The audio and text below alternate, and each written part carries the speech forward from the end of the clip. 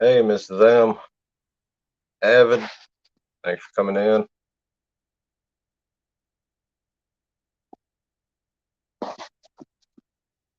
Hope everybody's Sunday is good.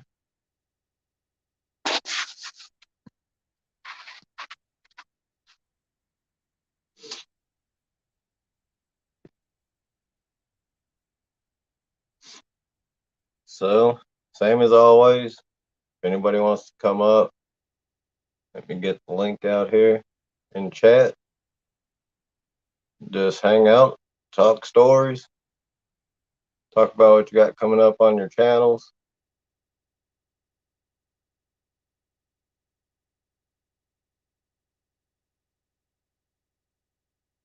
Yeah, no problem.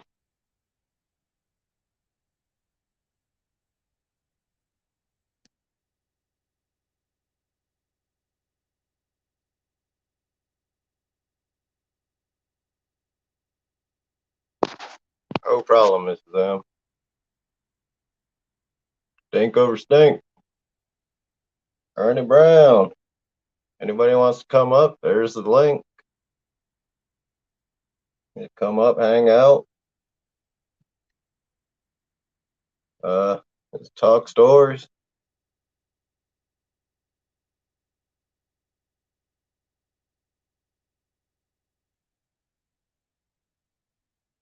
Sure will. Hey, Elizabella. Thanks for coming in. Hope everybody's Sunday is going good. It's windy as can be here.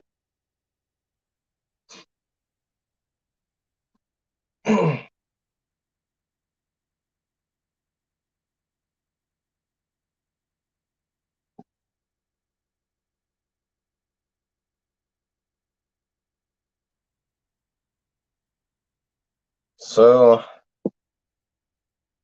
finally, hey, fishing the dot. How you doing? Thanks for coming in. Heard from Jules Catfish Bait. They just got in touch with me a few minutes before I was going live. That's why I started a little later. Uh,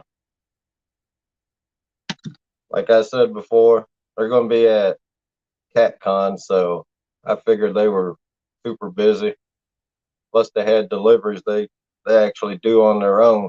They load it on a low boy trailer and haul it to wherever, whatever customer they sold it to.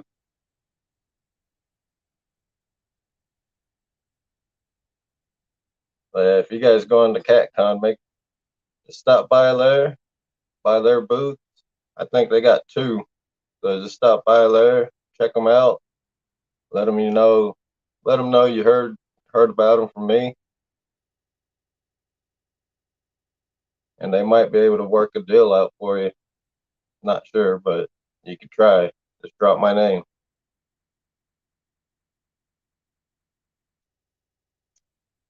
And if you got me on Facebook, I posted a picture of there's a guy he caught 40-pound blue cat on Jules Catfish Bait.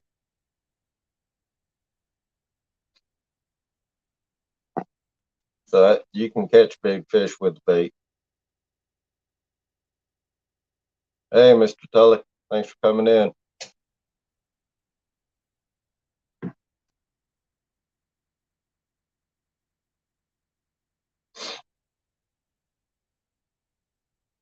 Hey, Joy, if you and Scott want to come up, you can. You guys are, everybody's welcome up. Mr. John, just hanging out, talking story. If you want to come up, you can. Uncle Lou, thanks for coming in, man.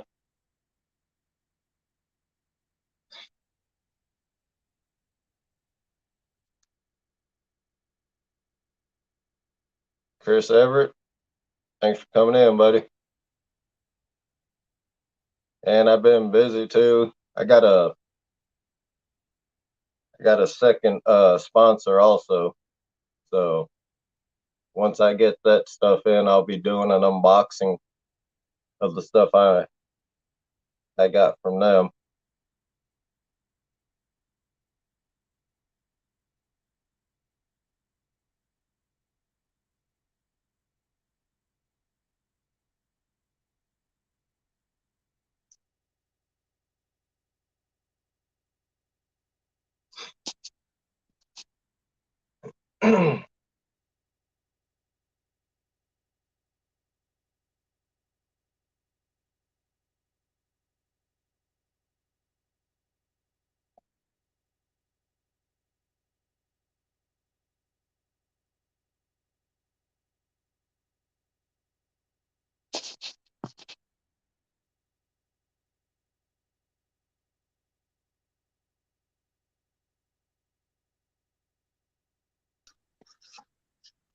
Hey, bud.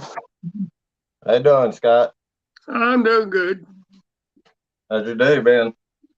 Oh, not too bad. Didn't do much today. Yeah, same here. Um, How's your day been? oh, not too bad. Didn't do much today. Hey, Hang Sandy. that all down. Yeah, same here. Hang on, and get rid of the echo. This is the echo. Oh. Oh, wait. Let me do that. Hey, Joy. Get rid of the echo. That one? Oh. Wait. Do that. Okay. We have to get off this. What? Because I can't do this and that. Hang on. Hang on, we'll be. Hang on, my bud. Yep. No There you problem. go. Okay, I got it. We were trying to use the computer and the phone so I could read the chat, but it didn't work. But I'm just on the phone. Yeah. When I'm on the phone, I can't read the chat. I can read on the computer, but then it don't work that way. So Right. I don't know. It's crazy. But we're good. We're good now, right? Yeah, you're good Okay, now. Okay. All Okay, right. excellent. You Hey, get your everybody. haircut, Scott? Avid, Liz, John Parker, Mr. Tully, Chris Everett, Crazy Catwoman, That's a good one. Sandy Toes. Wow. Fish in the dot. Awesome. All right. I haven't seen it. Yeah. Haven't seen her on a while. Or him. Avid said, "What'd you do to Scott, Joy?" Well, I made him take a shower.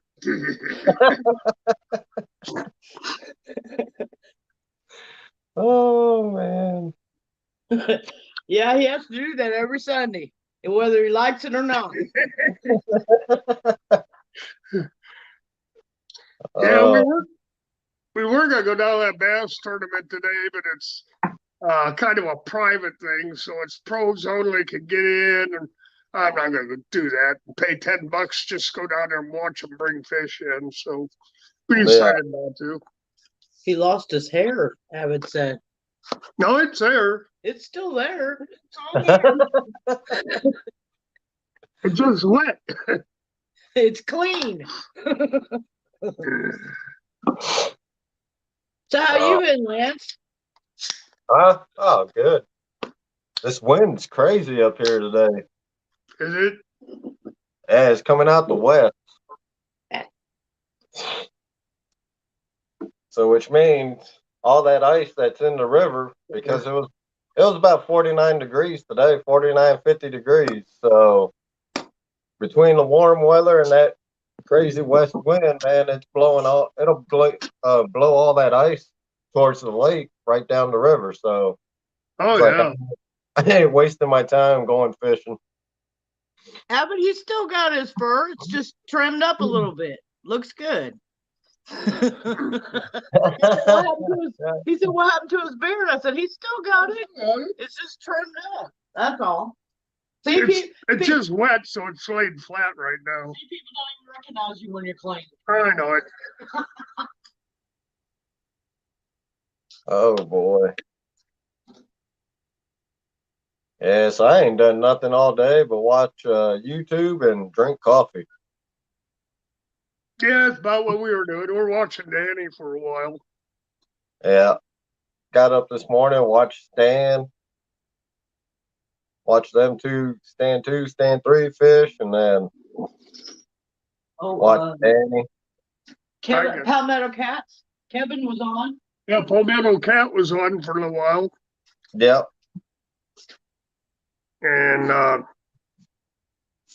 there's a couple others on right now. They just all popped up all at once. I'm like, no, I'm already at Lance's. Yeah. It's I was like, you know what? I'll just go live, man. There you go. Nothing wrong with that.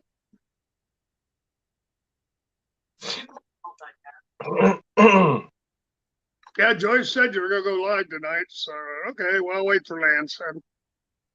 Yeah. Like I said, I was a little late starting, but that's because the guys from Jules Catfish Bait got in touch with me. He's Got your gonna new sponsor? Yeah. Oh, good. Okay. He got in touch with me and he was telling me, he was like, sorry, man, we've been busy. I was like, yeah, I know. Yeah, There you because go. they do all their own, they deliver all their own product, man. So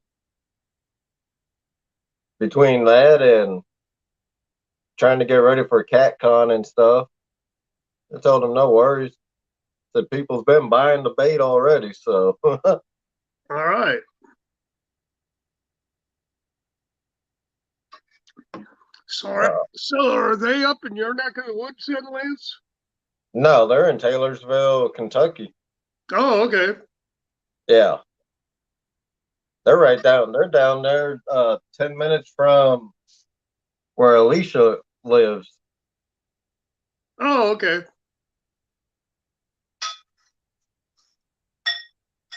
And I mean, even she said she's seen that bait around in the bait shop that she goes to, but she never used it until I started talking about it. And then Steve Adams, he bought some, and he's going to try it out this year. There you go.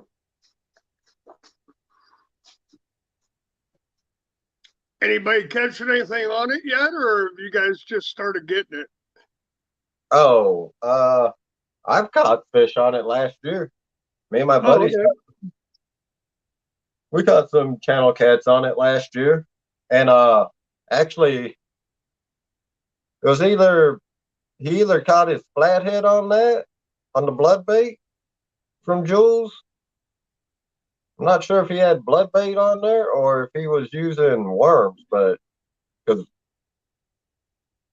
we can use 3 rods a piece, and we try to use different baits. But all the channel cats we caught last year, except for a couple that I caught here in town, was on Jules Catfish Bait. Oh, okay. I mean, for me, good eater size, anywhere from 3 to 8, 9 pounds.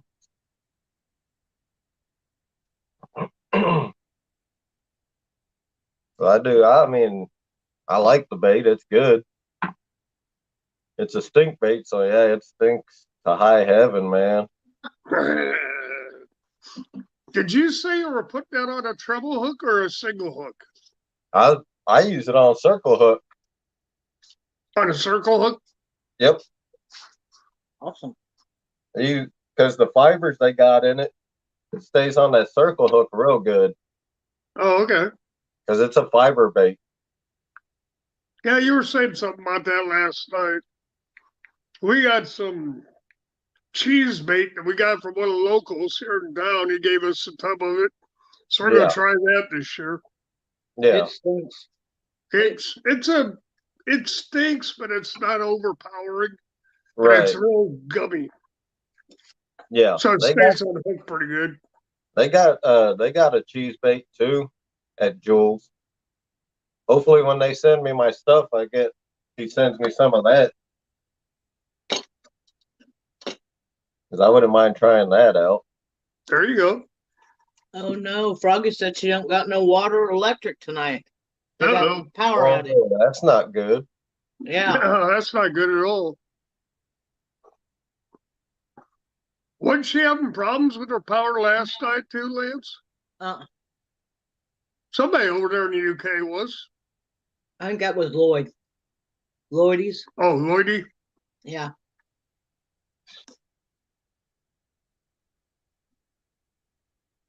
I know she was saying they was having high winds there. Yeah. No, we didn't get the high winds today. It was a little bit warmer, but it still didn't warm up a bunch. Yeah, we had 50s, 60s, I guess, but at least the Yeah. wind wasn't blowing for a change. Hey, Alvin Lewis, thanks for coming in, buddy.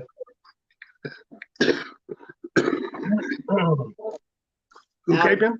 Uncle Lou and Alvin. Hey, Lou, Alvin. Yeah, Mike's tried to come up last night. His icon popped up and then it just went, he dropped. Huh. He was like, I tried my wife's phone, but it's the same phone, so he got the same problem. Yeah, I don't know what the deal is with that phone they got. Yeah, He says Samsung phone, which they're usually pretty decent phones. yeah. That's what I got. It's a Samsung. I think it's the service that they're using. That could be their service. I think he's using that Boost or one of of the the, lower quality. you know, the one where you buy the cards for so many minutes, Yeah, and they're not real reliable. right. Oh no, Froggy! Third storm hit today, and another one due Thursday. Wow. That's not good. They're just getting slammed over there. Yeah, I got the Samsung. It's S20 Note. It's a little bit bigger than a regular cell phone, but smaller than a tablet. Mine's Yeah. a computer, basically.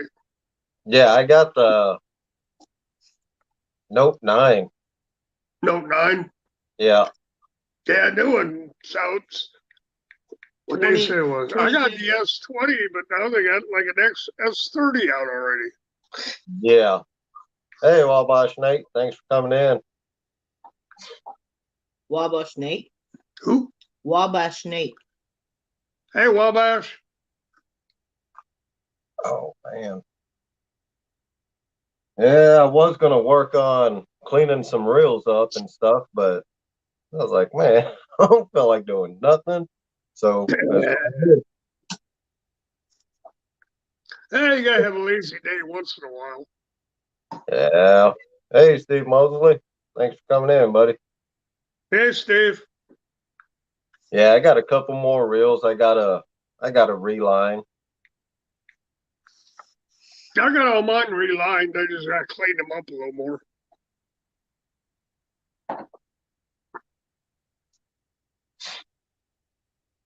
Yeah, Hogleg was telling me last night, I use fluorocarbon a lot. He said, what you want to do with that is every time you pull your line in, take a rag and if you got a fluorocarbon leader, and he said, wipe the leader off because it gets bacteria under, and then the fish can really see that underwater, which I never knew that.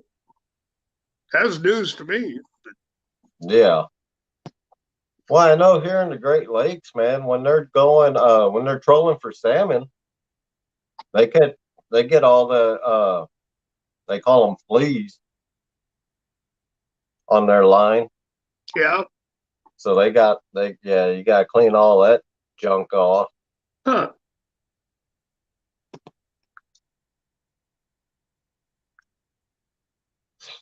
What, like little tiny bugs?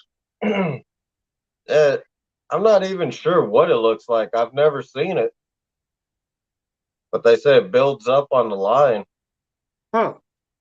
So you got to clean that off, and they say it's a pain sometimes because they use copper and every copper line and all that for their down riggers and stuff.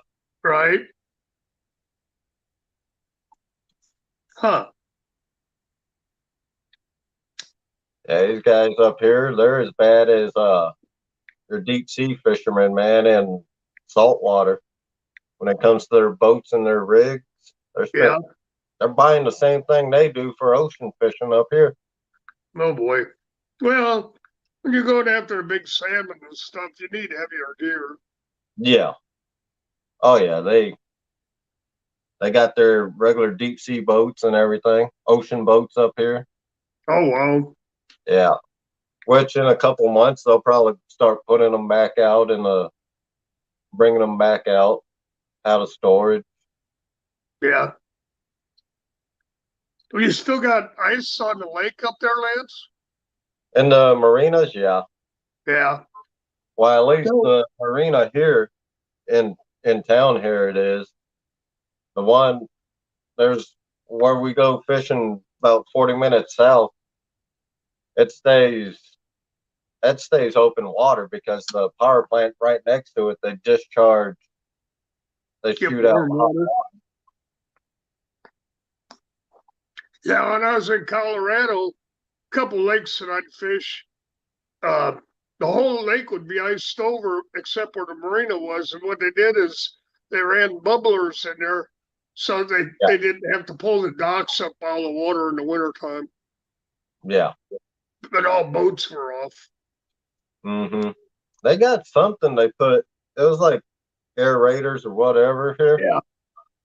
It still freezes over, but Oh, really? yeah. So I don't know what the heck it was supposed to do.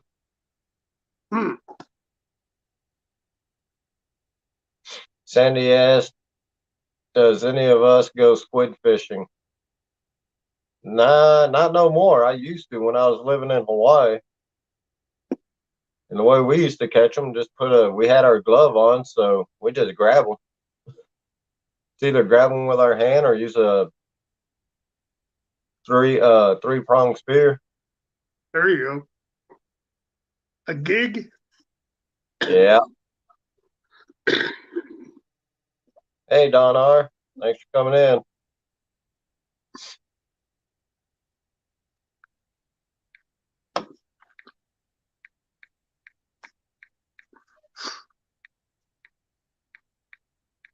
Yeah, I remember in Texas when I was into bass fishing big time. I had like a bunch of gear for bass fishing. But at night, there's this one place right outside of town. It was just off in the woods, right next to a railroad track. If you didn't know it was there already, you would never know because the only time we would fish it was when it was full moon and would go out around midnight, and you go with just plastic worm, Uh-huh. just Texas rig, Yeah. and with that moon out, man, there's sometimes that worm hit the water and you get in slam dang largemouth. We'd catch some nice bass in there, Oh, boy. but that's the only Yeah. time we would fish it was when it was full moon. So it never really got pressured too much because there's only a few of us that knew about that pond. It's about a 2-acre pond. Oh, there you go. Yeah, I heard today they got in that bass tournament, Yeah. what's it, 11 pound? Yeah. Caught 11 pounder. It's in the lead right now. And I guess it's going to go on for a week. Wow. So $800,000. $800,000 prize. So It's only pros. it's a pro-am bass tournament. So you got Oh, one pro on the boat and then one amateur. yeah. And whatever amateurs with the pro that wins, man. Whatever Woo. team wins that amateur, that's good exposure there. Oh, yeah. 800 grand ain't too bad either. Wow, no, it ain't. Well, that's for all places that place. I mean, that's not just for one or two people. It's Yeah. I think they pay up down to the top 10. Oh, okay. So 800,000 between the top 10. But the higher you place, you've got a chance at winning a new truck and a new boat, Yeah. plus a bunch of money. So, Right. Yeah, we're gonna try and get into some tournaments this year. Well, of course I am. Be getting into some catfishing tournaments, not just here on YouTube, because it starts next month. The Facebook group I'm in, they start running tournaments in March, all the way till like October, I believe. oh well. Yeah, I think I heard today that the top amount of poundage of bass caught between yesterday and today was 58 pounds. That's not bad actually for this then, time of year. Yeah, for the weather being so nasty, I figured, if they pulled in 10 fish over the weekend, they'd be doing pretty good. But they're doing really good, I guess. Yeah. So,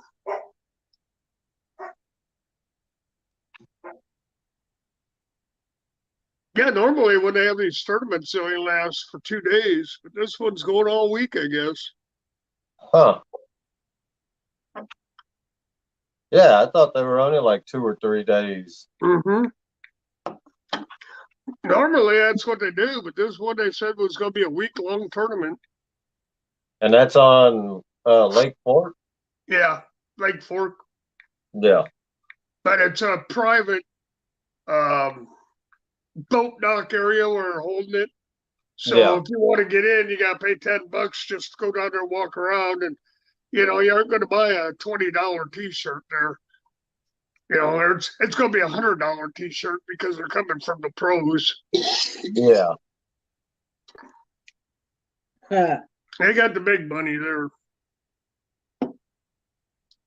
Yeah, we've been seeing some of the boats. And they're all tricked out. Oh yeah. Man, I've seen some bass boats that are just, it's like, really? I wouldn't even put that thing in the water.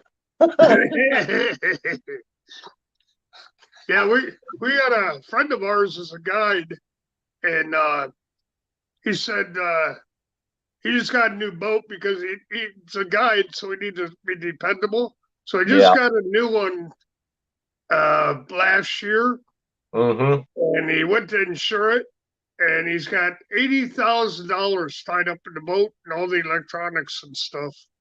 Wow, that's not bad actually. No, that's bad. Yeah, seeing it's a nice looking boat.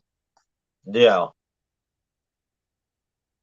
I mean, 80 grand, that's not too bad for nowadays. Yeah. Yeah, those Tritons they're putting out right now, they're an awesome bass boat. And then they got that swing away trailer hitch and stuff on the front. So it's just like walking up a set of stairs to get in the boat. Yeah. They're pretty cool. Yeah, I like the Rangers and stuff. That's what I've got. Really? Yeah, I got a 17-footer. It measures 19, but they call it a 17-footer. Nice. It's an older one, but we got the motor all tuned up and redid the fuel line last fall, so it's ready to go this year. Right. Oh, man.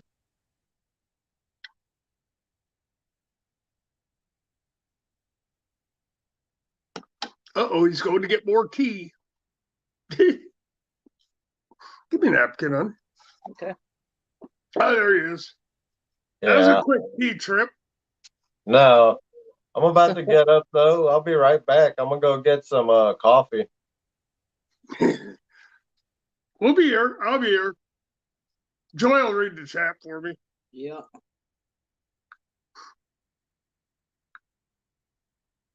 Who else in here? We got Don R.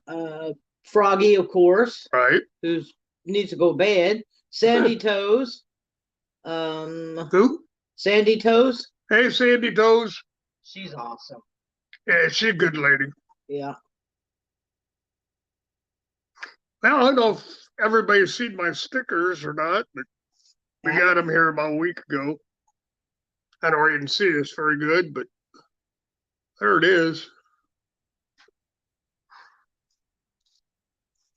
I'll be sending some of those out, and we got a giveaway we're doing April 1st, and there'll be a bunch in there. And then already got stuff people were sending me to do a giveaway in the giveaways. So It's pretty cool. it's a Tuesday at 6 o'clock is when I do my lives, and that's Central Time, April 1st. April 1st. Hillbilly Psycho just came in. Hillbilly Cycle? Mhm. Yeah, I seen him last night, I think it was. Did you not turn this thing off? It just came on. Oh, yeah, no, I'll turn it off later. Oh, okay. It's fine. Yeah, it just popped up. I'm like, what the heck? Computer just popped up all on its own. Hillbilly Willie. Hillbilly Willie? That's what Froggy calls him. Oh. Well, I hope you guys have decent weather there wherever you're at and enjoyed your weekend. Yeah, the sticker did turn out really cool. I really like the dragon. I think it's pretty cool. Yeah, I liked it. They did a good job on it. Yeah, we got done here locally. Hey, CVA. Thanks for coming in. CVA? Hey, CVA, how you doing, buddy? Hillbilly Psycho. I know who that is. Yep. What's up, Dobson? Hey, Dobson.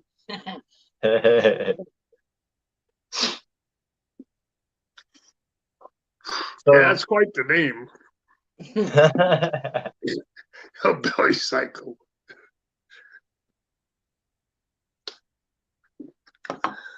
Gee, let me guess where you're from. Kentucky? No. Okay, Arkansas. Oh my God. You know what? My sister told me yesterday. She said, "Thank God for Mississippi. Otherwise, Kentucky would be the fattest and the dumbest." Now you're gonna have Steve Adams pop up. Yep. Boy. Jeez.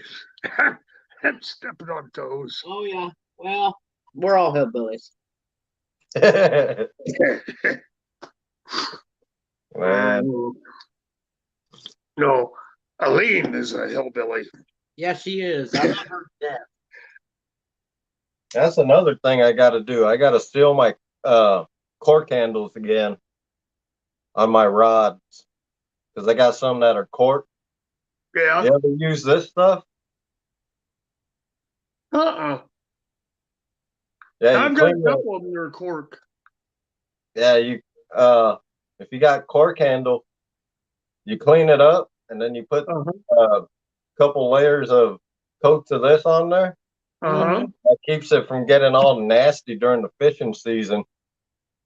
Oh, okay. I just left the plastic on mine. Really?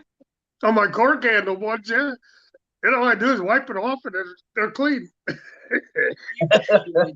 You are so lazy. Hey, it works. Yeah, this stuff, man, it does work. I got it on called U40 cork seal right on Amazon. Yeah. There you go. Some good stuff. Well, back in the day, Lance, they used to my dad and some of his brothers used to use that Sally Hansen hard as nails nail polish. They would paint their cork handles with that. Yeah. Oh, I'm sure they use the purples. That's what I use too.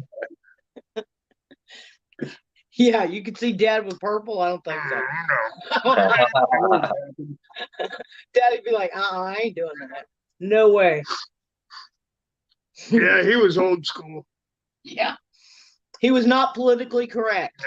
Yeah. But he could catch a catfish. Holy cow. Yes, he could.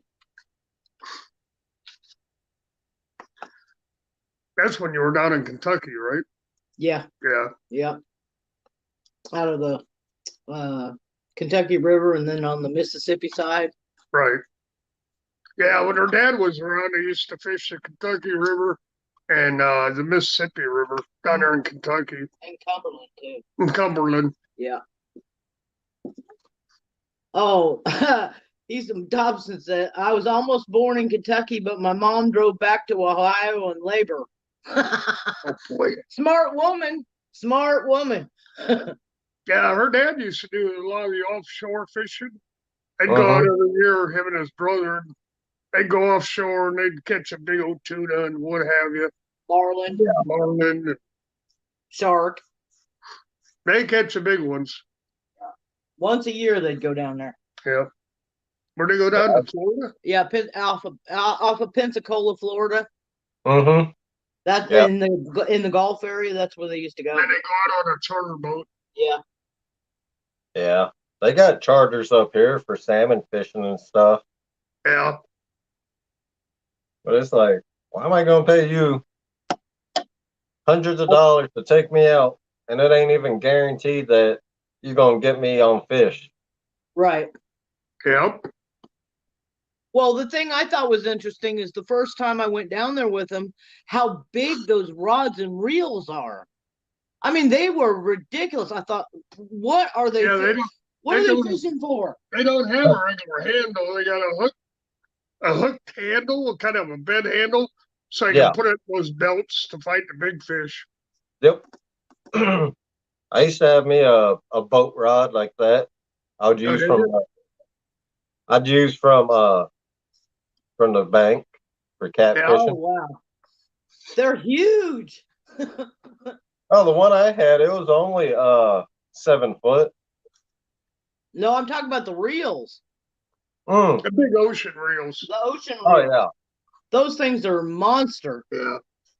Well, you got to have them to crank in a marlin. Well, yeah, that's true. The real big ones. Those big boat reels. I used to have a pen. It was a 4.0 pen. That was a boat reel. That's what we used to throw from the shore in Hawaii. Oh wow! And then I went on a charter up there in Lake Michigan when I was younger. When I was a kid, we had a lot of fun on that boat. Yeah, and it wasn't that expensive then. And I think we paid like $20 a person to get on the boat. And they had 15, 20 people on there, went out on Lake Michigan. Dang. It was fun. Yeah. I was thinking, I've looked into them, but then I started thinking, man, I can fish on my own. Yeah. They get a lot of guys, though, that come up from like Chicago, and guys come down from Minnesota. Right. So now what we're going to do this year, we're going to watch when the charters come in. Mm-hmm. They go to the cleaning station. We're going to hit them up for all the salmon eggs, because that's what we use for bait. We use that for bait for catch salmon. There you go. Our roe and we use the roe to make spawn sacks, and we'll cure it up and leave them whole. Then we'll just cut pieces out, use that in an egg loop knot, and cast that out. Use that as bait. There you go. Yeah, I've always heard that if you're gonna go fishing for salmon, and I think it's probably the trout eggs. When a trout lays its eggs, when it first lays them, they're white, and they'll stay that way for a couple of days. So I say, if you ever buy any type of salmon egg or trout egg, you try to buy the white ones for a salmon, because the salmon, it's more natural than salmon. Yeah. And that's what I've heard. I don't know. I mean, we use different stuff. Like, if we want to keep it just a natural color, we'll just use plain borax. Mm-hmm. Just buy a box of borax from the store. Yeah. And then that'll cure that, and it'll stay the natural color. There you go. Yeah, they use borax in a lot of, when they're tanning like raccoon skins and deer skins. They use borax on them when they're Yeah. tanning them. Yeah.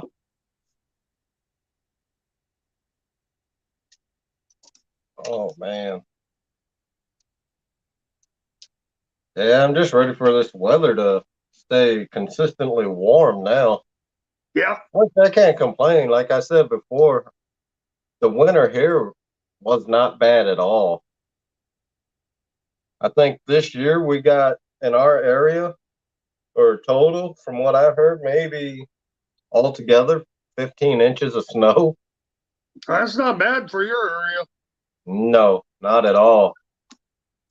Right now, I'm looking outside. You can see the grass. Yeah, I got green grass out here. Yeah, green grass all winter long. That's the nice thing about living in the southern part of Texas. Yeah. Because I know when I was a kid, we lived in East Texas, man, like a small town, Malakoff. There was snow there. In the Fort Worth area, we had snow. We got a little bit of snow and ice one day this winter, and that was it. It was just one night. Yeah. But I don't know. Maybe one day I might make it back to Texas to visit family. There you go. Well, you're always welcome down here, Lance.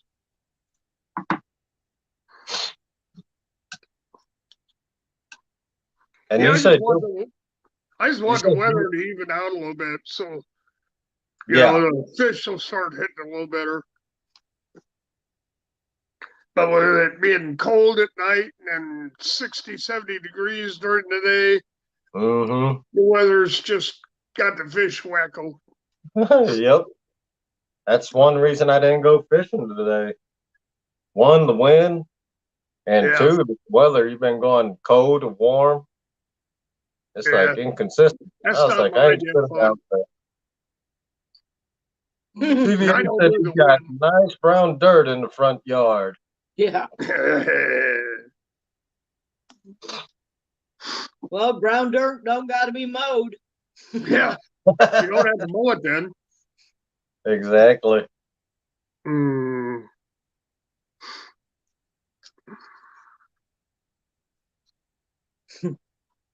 Yeah, I was kind of hoping they'd put more water back in the lake. And last week they said they're going to drop it another 4 feet because the dam still needs more repairs done on it. And I'm like, holy cow. Wow. So we got trees sticking out of the lake all over in the lake. They're sticking out of the lake 30 feet in the air. Right. Normally, you'll just see the tops of them a little bit. Yeah. They're all way out of the water now. They've been trying to fix that dam for a while now, ain't they? Since August. It started dropping the water in August. And the more they dropped it, the more they found out, well, they're in their bad spot. There's another bad spot. You got to fix that. You got to fix this. So yeah, they could have had the whole thing rebuilt. By now, pour a new diameter. Well, you got 5 guys, and only one of them's got a shovel, and they're all standing there with their hands in their pocket, and they're all getting paid $40 an hour. Yeah, I wish I could do that. Yeah. Well, the way that works on construction sites like that is each one has a job to do. Yeah. So one guy gets his job done, then the next guy comes in, does his job, then the next guy comes in and does his. That's why when you see one guy with a shovel and 5 others stand there staring at him, it's not because they're just waiting for their turn to get in there and do whatever they got to do. Oh yeah, I grew up around construction. I know how that goes. There you go. Yes, CVA, I believe that's the truth. He said that's the American way, Joy. I know. You see drug crews and everywhere else. More people work. More people standing than working. Thanks for coming in, buddy. Hey, Fish Ranch.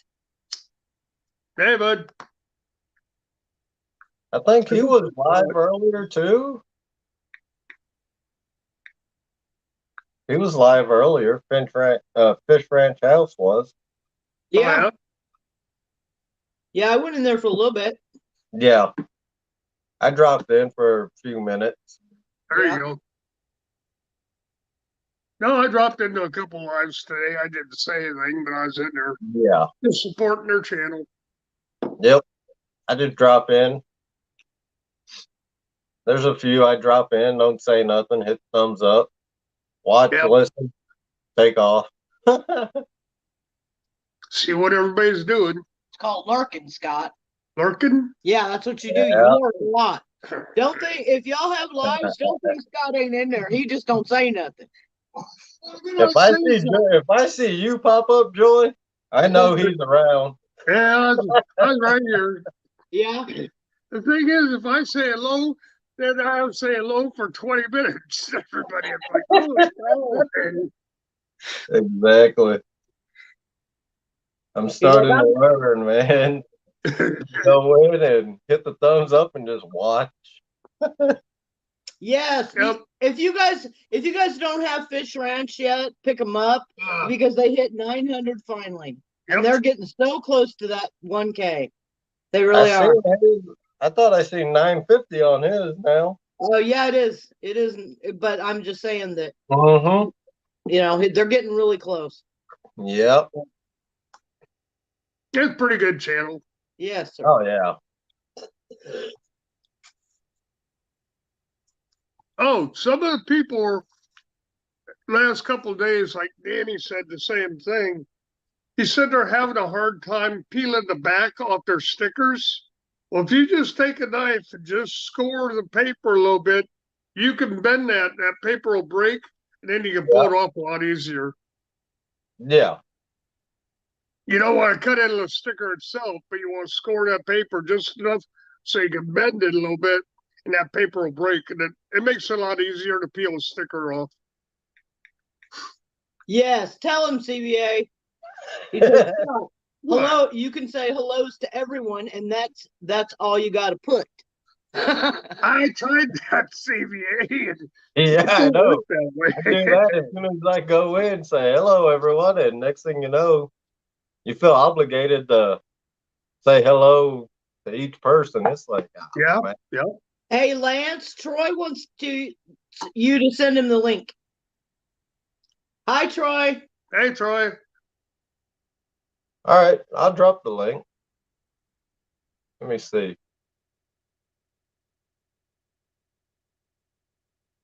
I thought I sent him the link on Facebook.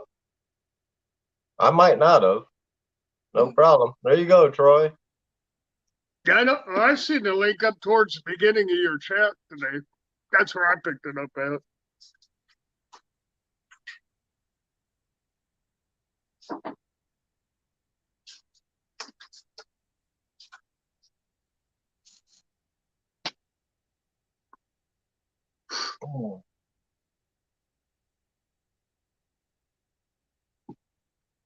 Oh man.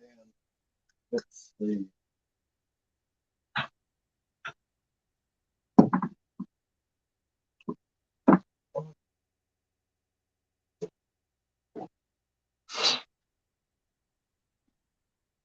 So there's another painting that Audra has done, my girlfriend. That's what she. Oh wow. Yeah, that's another one. That's cool. Very awesome. Yeah. Very cool. Hey, Troy. How you doing, Troy? Hello. I'm good. I didn't even check my Facebook. I was building thumbnails.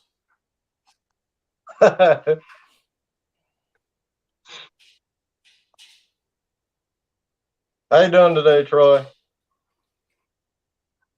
Oh, I'm good. I just been sitting around working on YouTube stuff. You know how it is. Yeah. Yeah, I should start messing around more with trying to edit stuff, and I just get too frustrated with that trying to edit stuff. We don't edit. Nothing. We don't edit. If we go out, we're live, we do a video, whatever we do, you see it. Thomas, thanks for coming in, guys. John Euler came in. Hey, John Euler. Thomas. Hey, Thomas. I have a pretty simple program that I use to edit videos with. It's free, but I just use Canva to do my thumbnails on. It's not hard to make them. Yeah. Yeah, I use. I can't remember. It's a pretty good editing program. I just got to mess with it more. Yeah. I've put a couple things out on my channel that I use that editing program for. It did pretty good. Once you start messing around with it, but it's having to do stuff over and over, it's like, oh man, because you don't like it, it's like, oh, just start over.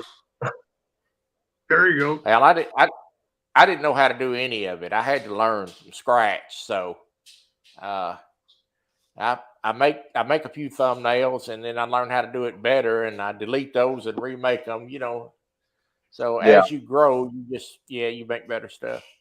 Yeah. There you go. Nothing wrong with that. Like eventually the thumbnail I use for this right now, I'll end up redoing that one too eventually. I saw that video you put out today, Troy. Thank you, Joey. Thank you. I really liked it. Yeah, good job. I've had that one in the hold a while. I've been had some other stuff I would put up first, but I've been holding on to that one for a little while. There's nothing wrong with that. It was nice. I liked it.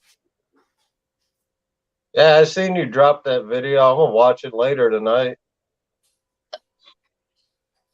Yeah, it's pretty nice looking fish there at the end. I kind of liked it, so we made a video out of it.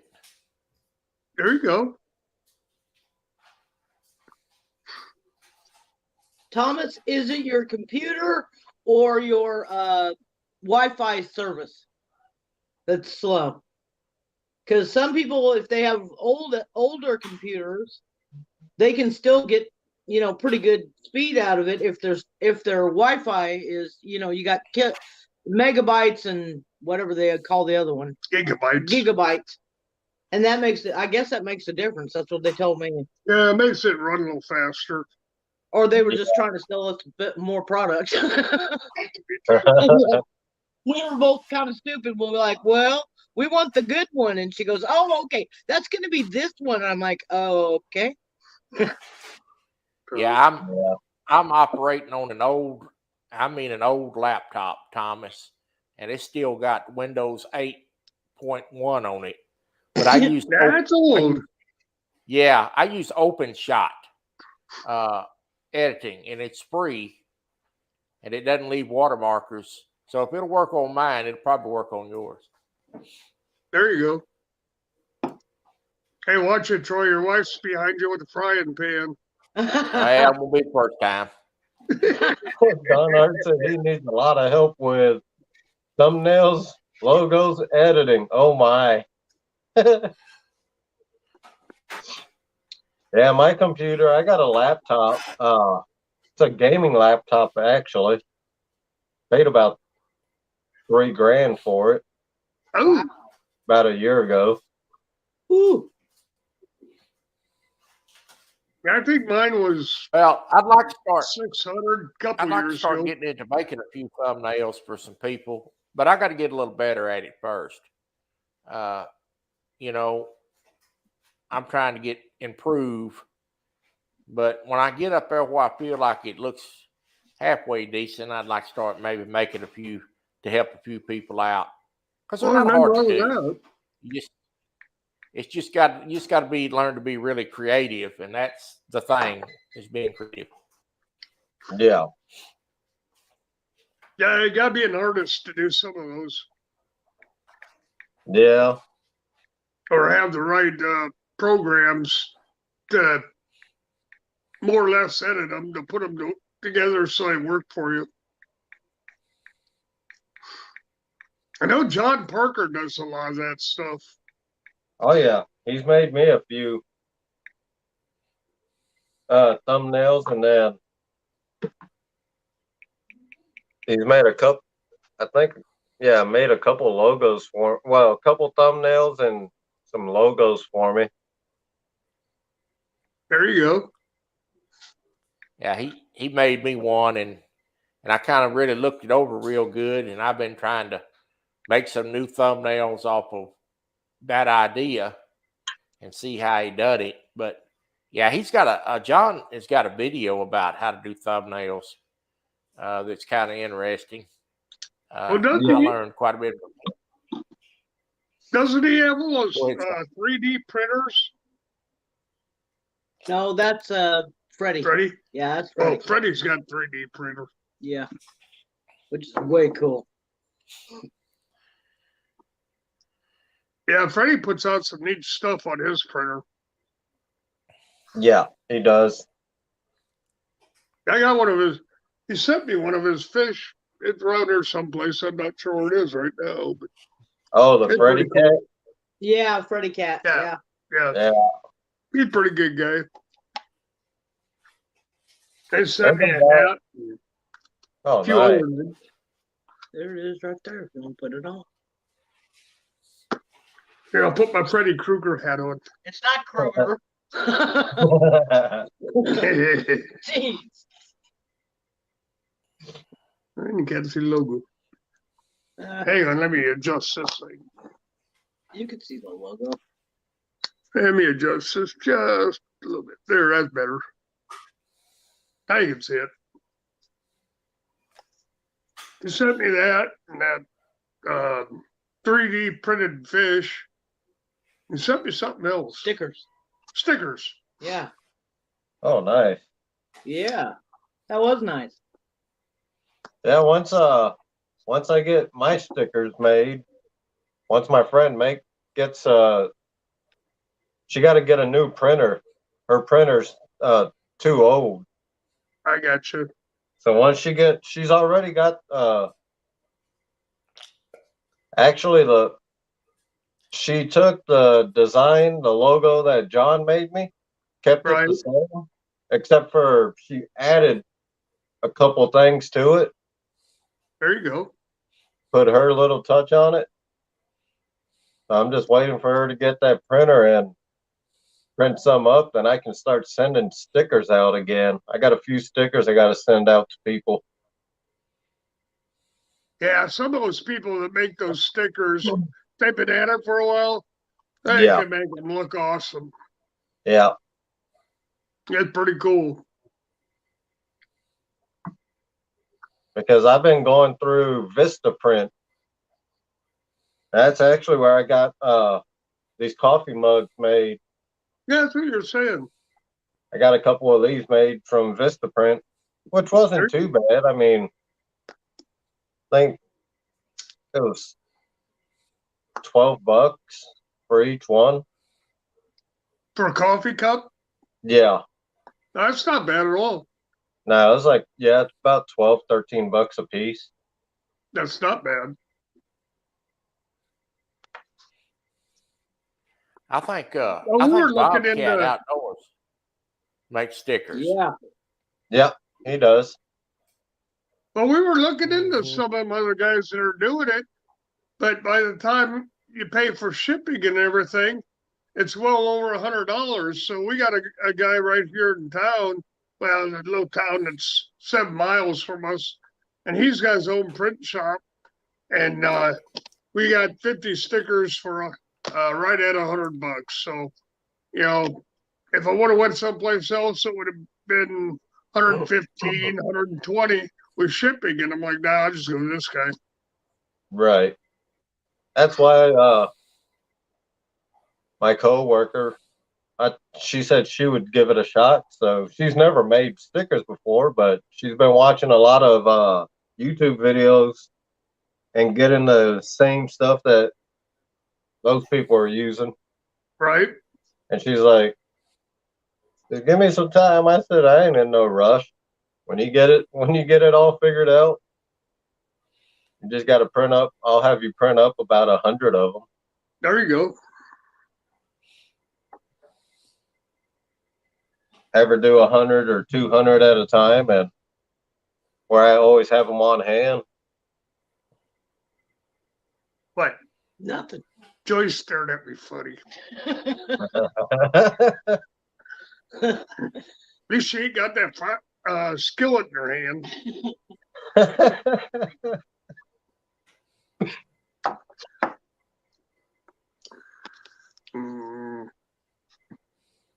What's that noise? My foot Oh. banging on the chair. Oh, well, stop it.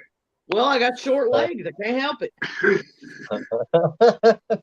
You're making them Her nervous. legs don't reach the floor, so they're constantly doing this number.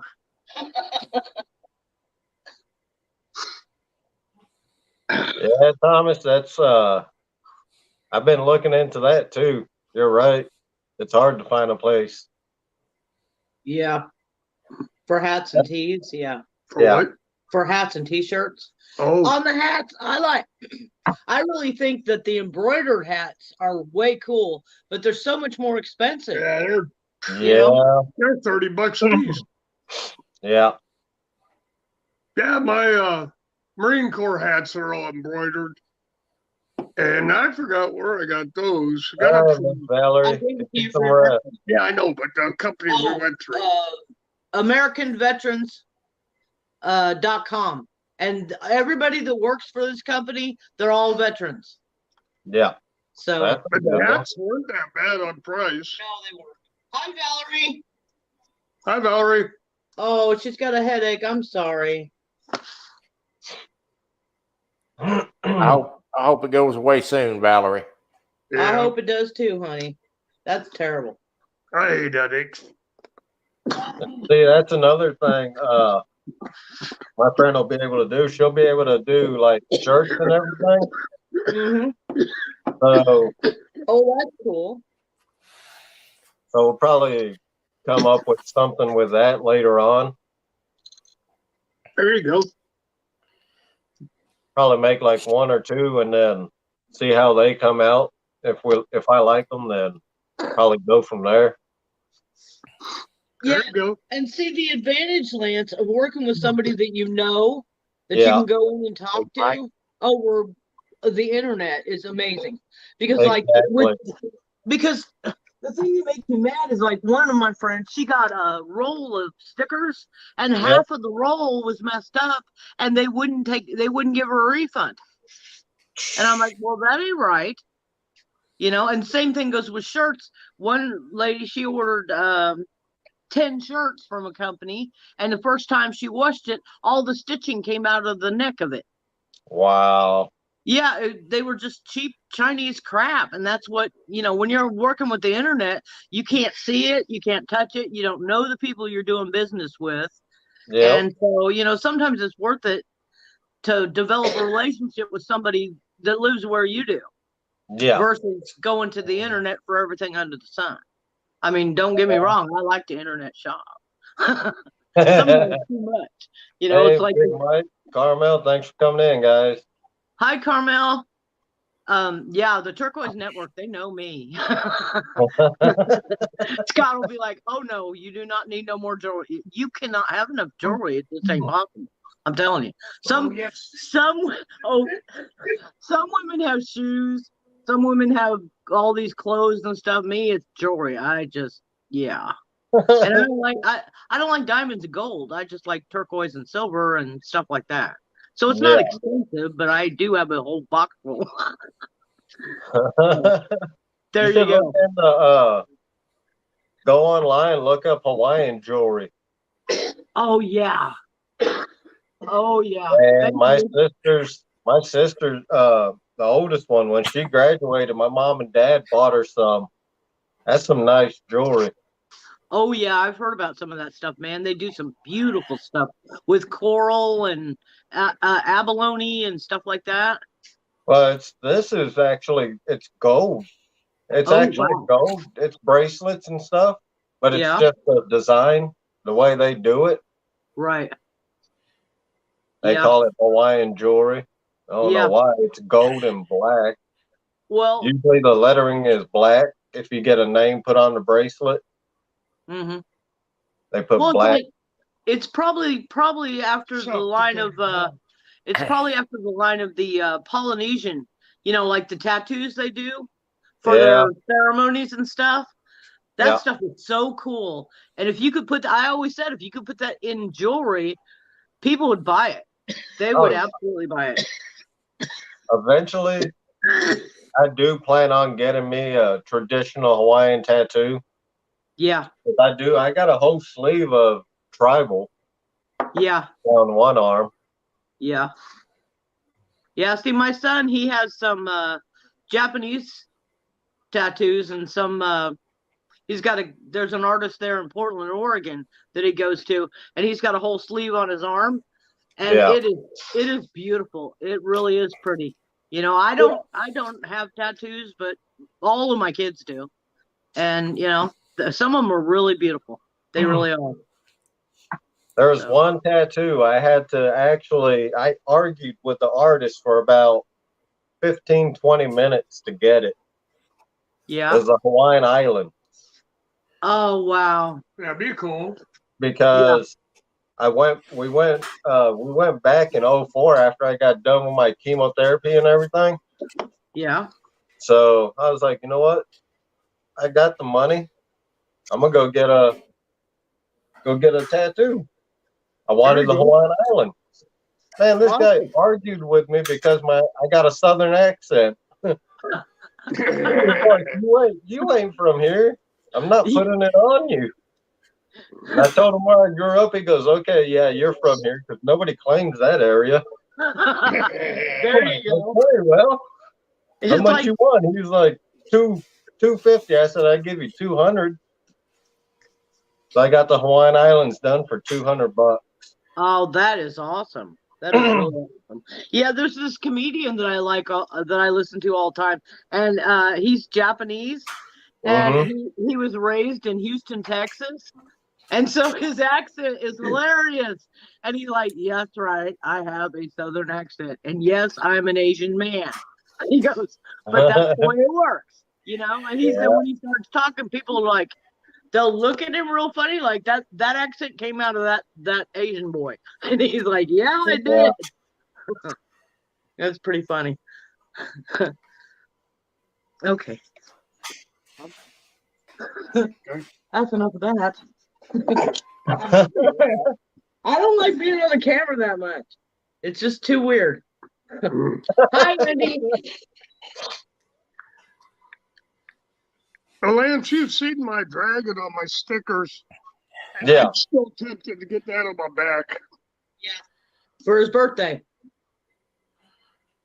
He's going to have that dragon. It's going to be an expensive tattoo, but I've had a couple of them. All right. I just got the promo code for Jules Catfish Bait. Awesome. All right. I've been talking to him, and he just messaged me on Messenger. It's good for 10% off all the items on the website. Well, I'll have to go to that website. It is Hawaiian Fisherman, and that's good for 10% off on Jules Catfish Bait website. Well, Lance, that's cool. Lance, make sure you make a video of that and post it, and give everybody the information, because that helps a lot. And you got a lot of support in here. Yeah. Yeah, I'll make a video for sure. Yeah, I thought that was kind of funny last night. I went out of yours and I went to somebody else's for a little bit. Got out of that one and I looked. It says Lance is live. I went back into yours again. That was funny. Your 7-hour live? Or 5 hours or whatever it was. It's 7 hours. Wow. Lance, Because I hit him up when he first went on, and then I got out of it for about an hour, and he came back up, and Lance is still alive. Thomas wants to know, Lance, why do you have a weed eater mixed in with your fishing gear? Oh man, I got that from my old job, and instead of bringing it into the garage, I brought it in the house. Oh, so And I just never brought it out to the garage. I just stuck it in the corner. Well, first time I seen it, that green thing looked like it was kind of attached to it. I thought it was somebody standing in the corner, and I kept asking Joy, "Who's that stand back in the corner?" She started looking at it a little closer. Oh man! It looked like somebody was standing back in the corner. Say hi. I'll be right back, guys. Wharfdale. Say hi. Who? Hey, Wharfdale, thanks for coming in again. Glad to have you. Yeah, you're from the UK, right, Wharfdale? I believe that's correct. If not, well, I'm sorry.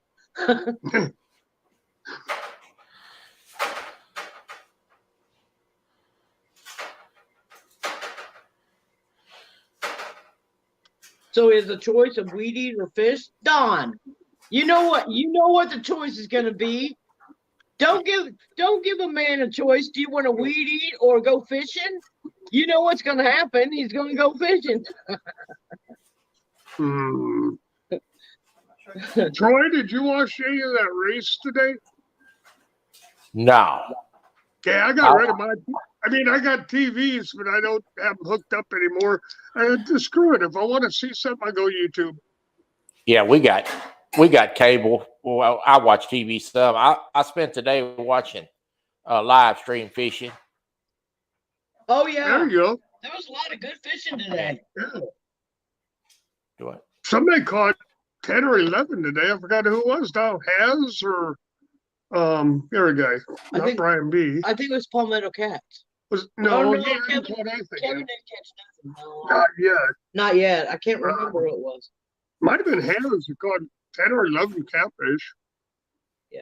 He did pretty good. Well, I seen some people that I know caught 2 stringers of limits of crappie up here. Oh, wow. Where I live. Yeah, well, I live by. And fish may be getting ready to start biting. I hope so. Yeah, it's that time of year down here in Texas for them to start moving into pre-spawn areas.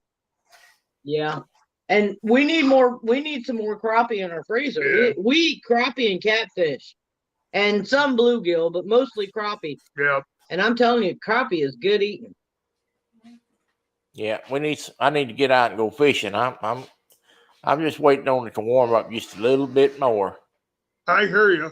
Yes, yeah. sir. Yeah, our weather's been so iffy lately that, and we went out last week, but the wind was picked up and it got cold, and I'm like, I forget it. I'm too old to be out here in the windstorm trying to fish.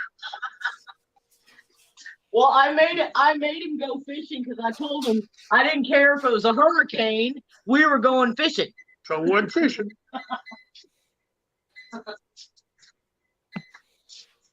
It was good. I mean, the sun was out that day.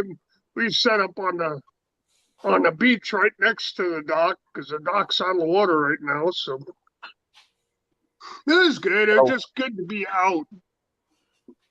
Just to get outside.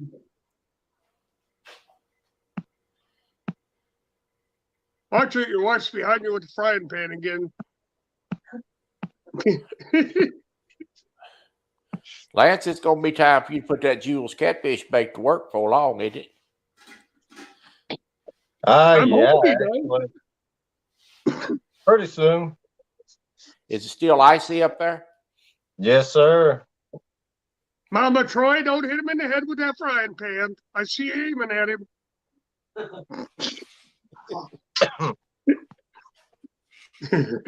She's hiding.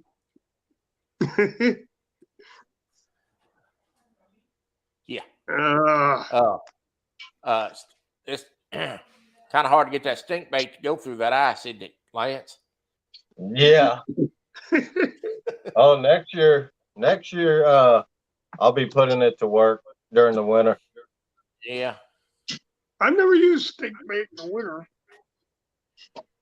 I'm gonna try it. Well, good luck. I'm gonna try it next winter for There sure. you Through the ice. Troy, you might remember this, but remember Bogart's catfish bait? Yeah. That was some stinky stuff. And I know a lot of guys used to put on a plastic worm. They'd soak the worm in it and then go out catfishing with it. Well, yeah, I used to use a ribbed plastic bass worm and dip it down that old Bill's cheese bait, Yep. and them catfish loved it. Yes, sir. I used Especially to on your rivers. I used out of Oklahoma back in the day. I would do the same thing. I'd just use a worm and dip my worm in a CJ's stink bait. Yeah. I They're got you. pretty safe. But I stopped using those and I got into this one. Bought it last year. I bought a case of it and I bought 12. Holy cow. And because I didn't know I could get this in a case for a cheaper price. He sent me extra jars. Oh, there you go. So yeah, that's why this year I asked them about the sponsorship. So yeah, you go to their website. I posted it in chat. You just put Hawaiian fisherman the way it's on there, and you'll get 10% off at checkout. All right. Well, we'll check into it.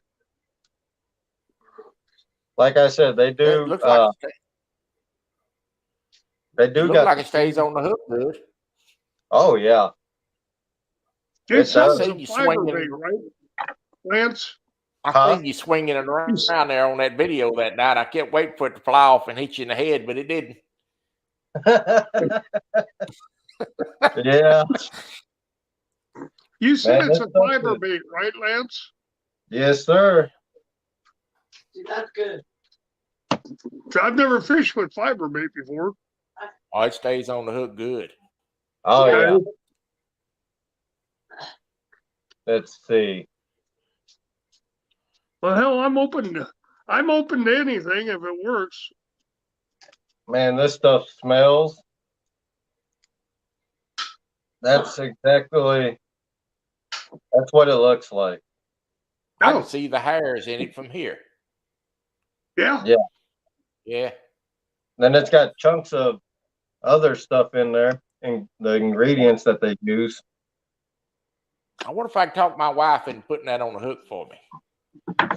Yeah. Good luck with that. All you got to do is put gloves on. She said that ain't happening.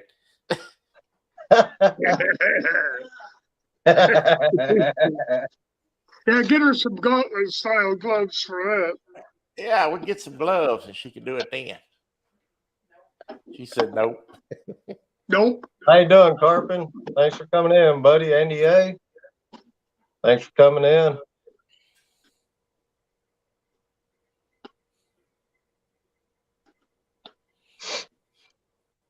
Who else I missed? 351. Thanks for coming in, buddy. This one place that Hey, 351. this one place that I'm gonna be able to go do a little fishing at is a small lake, but it's a good catfish lake. So I'm hoping to catch a catfish or two while I'm there. Oh, that'd be awesome to see. Yeah. I just I'd fish love for to see whatever's you biting. know. I don't care what they are. The day I don't get excited over whatever kind of fish it is that grabs onto my line, I give up the rod. Yep. Yeah. That's what I am. Yeah. Well, I like to go catch crappies and Yeah. And I like to catch bass too. I like to fish with plastic worms or spoons and catch them just vertically. Yeah. Yeah, I'm looking forward to get to go fishing. It's been 2 months, so I'm looking forward to it. Yeah, we just go out and have a good time. You know, Mm-hmm. gets us out of the house, gets us away from whatever's going on. You know, we just go out to have a good time. If we catch Well, that's something, well, me. that's a bonus. Yeah, that's I me. know I can get on a crappie out here. And of course, you know, right when I started my YouTube channel, it was a week after I started the YouTube channel, and I had done a little bit of, you know, trying to film some fishing. Then they closed down over here. Yeah, they closed the dock down. So yeah, so I really didn't get a chance to put anything up other than video gaming. But it warms up. I'm gonna at least get to go, you know, every other week. So there you go. Yeah. Yeah, Joy and I try to go when it's warmer out. We try to go at least once, if not twice a week. Like I said, I'm not going to go out there and hurricane force winds or when it's pouring down rain or hailing or something. I'm too old for that. But well yeah, and two, if the weather's halfway decent, I'm going out. My wife don't want to go out there and sit in the cold. I ain't gonna ask her to go out there and sit in the cold. That's nah. When I was a kid, it didn't matter, but anymore, it's like, nah, this ain't no fun no more. Troy, what is your wife's name? I forgot. That's Mama Troy. What is your name?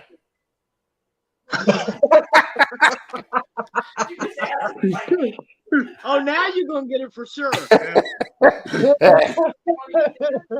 It's Colleen. Colleen, it's nice to meet you. I'm Joy. Hi, Colleen. I watch you guys with Troy all the time. I'm just here in the background. Well, that's a good thing. So am I. I don't like to be We're gonna get her in the chat one of these days. I keep seeing her backside when she's in your kitchen, but I never get to see her face. And usually when she's back there, she's holding a skillet over your head. Well, I'm watching her through the camera, Scott. Oh, okay. So you can see what I see then, huh? Yeah. Oh, man.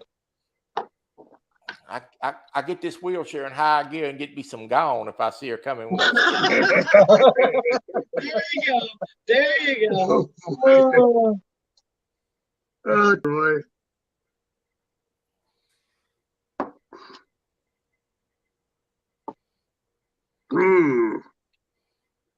Oh, man. What about your girlfriend, Lance? Doesn't she ever come on camera? No. She ain't been on camera yet, but when we go fishing, she ain't gonna have a choice. There you go. There you go. Yeah, when we go fishing, when we do our videos out fishing or if we're doing live fishing, then, I'm on camera, but I don't really like to be. Here, take this for a minute. I gotta go get a drink of water. Yeah. I'll be right back, Lance. All right.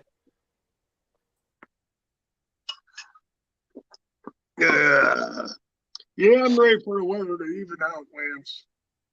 Exactly. Same here. I don't care if it evens out at 50 degrees. That's fine, but just stay a constant temperature for a week or two. Yeah. That's what I've been. Then the fish will heat up. Yeah. Once everything melts here. And then it stays warm for a couple of weeks.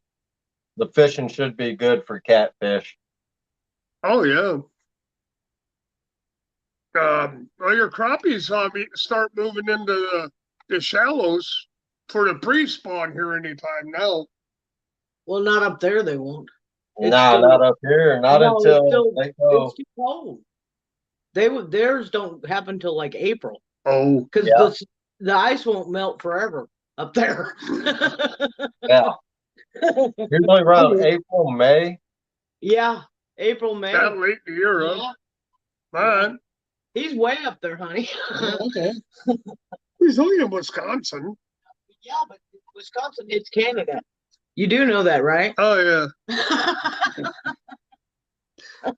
Yeah, he's not Canadian. He's Hawaiian. Oh, no. Don't even go there. That's a difference. Yeah. They're already claiming that the crappies here in Texas are starting to move into the shallows. Yep. That's what I've heard. Who was a Lake Fork guide? He was talking about it this morning. Lake Fork guy. Yeah. What? Lake Fork guy. Yeah, Lake Fork guide. That's Yeah. what I said. No, you said guide. Yeah, man, same difference. No, not really. He's a guide. He's a guide. He guides over there on Palestine more now. Oh, he says to me the other day, he said, well, Kentucky, Tennessee, it's all the same, ain't it? And well, no, sir, it's not. Not to the people that live there, it ain't. You know. Right.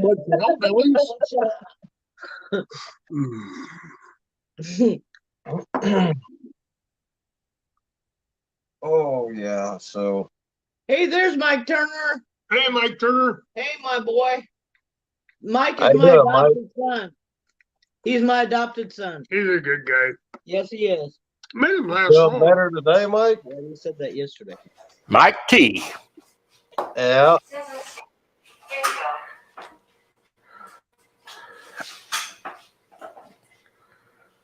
Yeah, he's got that flu bug that's going around. Yeah. Mike's been really sick. So. No, he's up there. He's up there in the cold belt of Iowa. Mm-hmm. Hopefully you get over it soon. Yeah. I thought he said he was doing a little bit better today. Oh, good night, Wharfdale. You take care too. Later. Thanks for coming in. Yeah, thanks for coming in, Wharfdale. Glad to have you.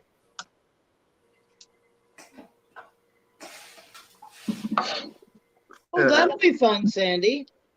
She's going to Somerset Dam. It's about 10-minute drive from her parents' property From where's that? in the UK. That'll be fun. Oh, in the UK. Yeah. Or Florida. I don't remember which. Oh, wow. Who was it, Lance, that said they had their parents got property all over Florida? Was that Hog Lake? I have no idea. In Danny Stone's live today. I think it was Hog Lake that was talking about that. Yeah, I'm not sure. Well, we don't I like- left Danny for a little bit. Oh, okay. I was in there for an hour or so. Michael Turner, you know what? You just tell him your mama said that's BS. You hear me? You hear me, boy? Don't listen to idiots and nonsense. Sometimes this YouTube stuff can make you crazy. Oh, Some of these people on here, they just want to gossip and just be yeah, mean. I just stay out of it all. Just stay out of it and leave them alone and ignore it. It ain't worth your time, boy. You are a good guy. Exactly. That's what I do. I stay out of it. Yeah, I don't need any more drama. No. That's right. That's right. I don't want it. I don't want to hear it. We love you, Mike. You know, I just wish a lot of these guys that do have all the drama on YouTube would take it off YouTube, make a phone call the guy up and say, hey, what's going on? I got problems or whatever. Yeah. You know, take it off YouTube. Don't put it on camera for everybody to see. That ain't right. Mm-hmm.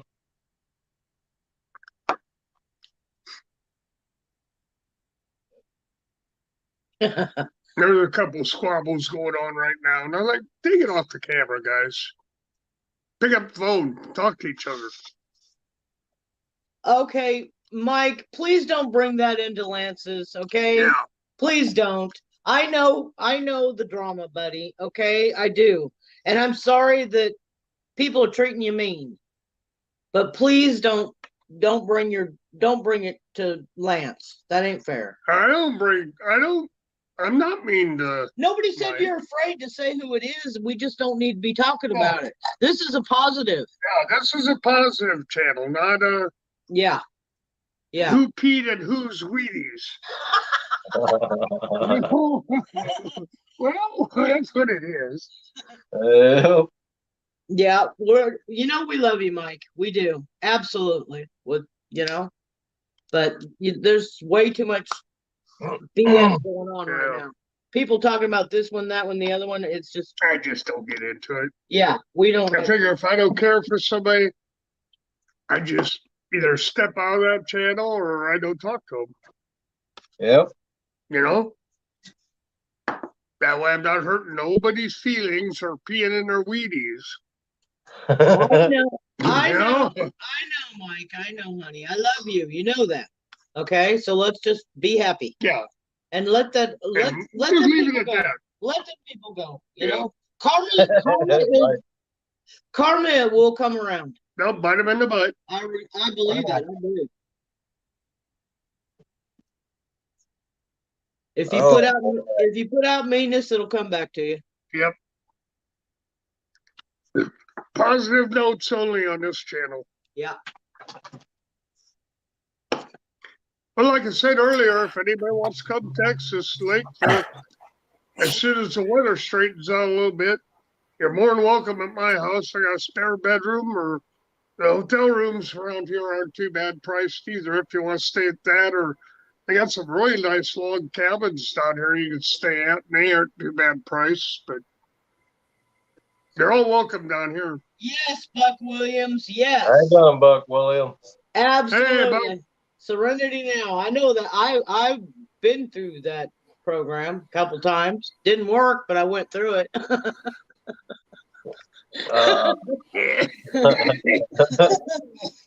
We won't go there though.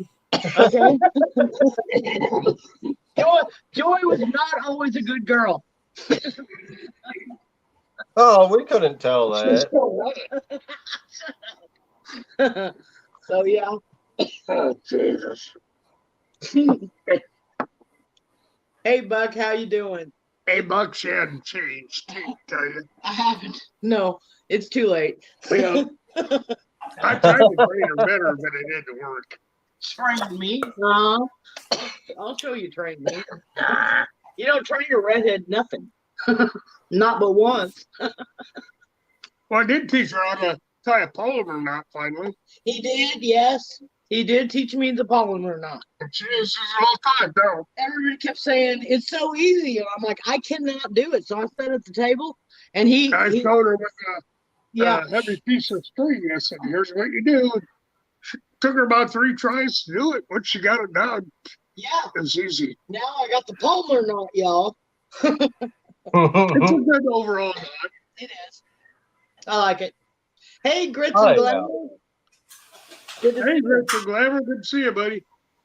Grits and Glamour, thanks for coming in, buddy. Yeah, he's a good guy. Yeah, I know how to tie all the different knots. I just stick to the 2 I use. Dang, snell knot and the clinch knot, cinch knot, whatever you Yeah, want to call it. cinch knot, I think they call it. Yeah.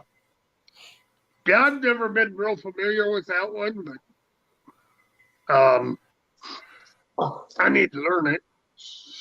And then the snell knot. The snell knot. On camera. That's a good thing. Well, Well, you got to get comfortable. Dang it. don't ask.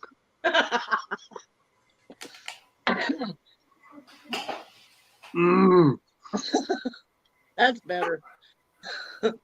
When you're tying your circle hook slants, do you Huh? use that no knot snell? Is that the one you're talking about? Nope. I use the regular snell knot. Let me see. Well, now you're going to have to show us, Lance. Yeah, you gotta show us now. Yeah, let me get the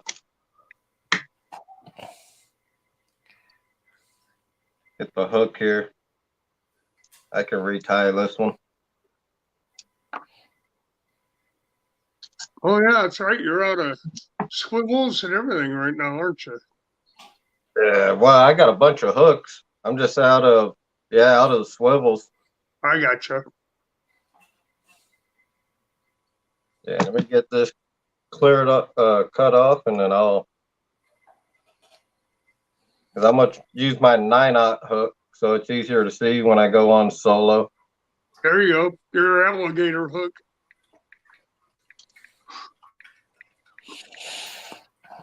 You know, for them alligators, they only use a 14-odd hook.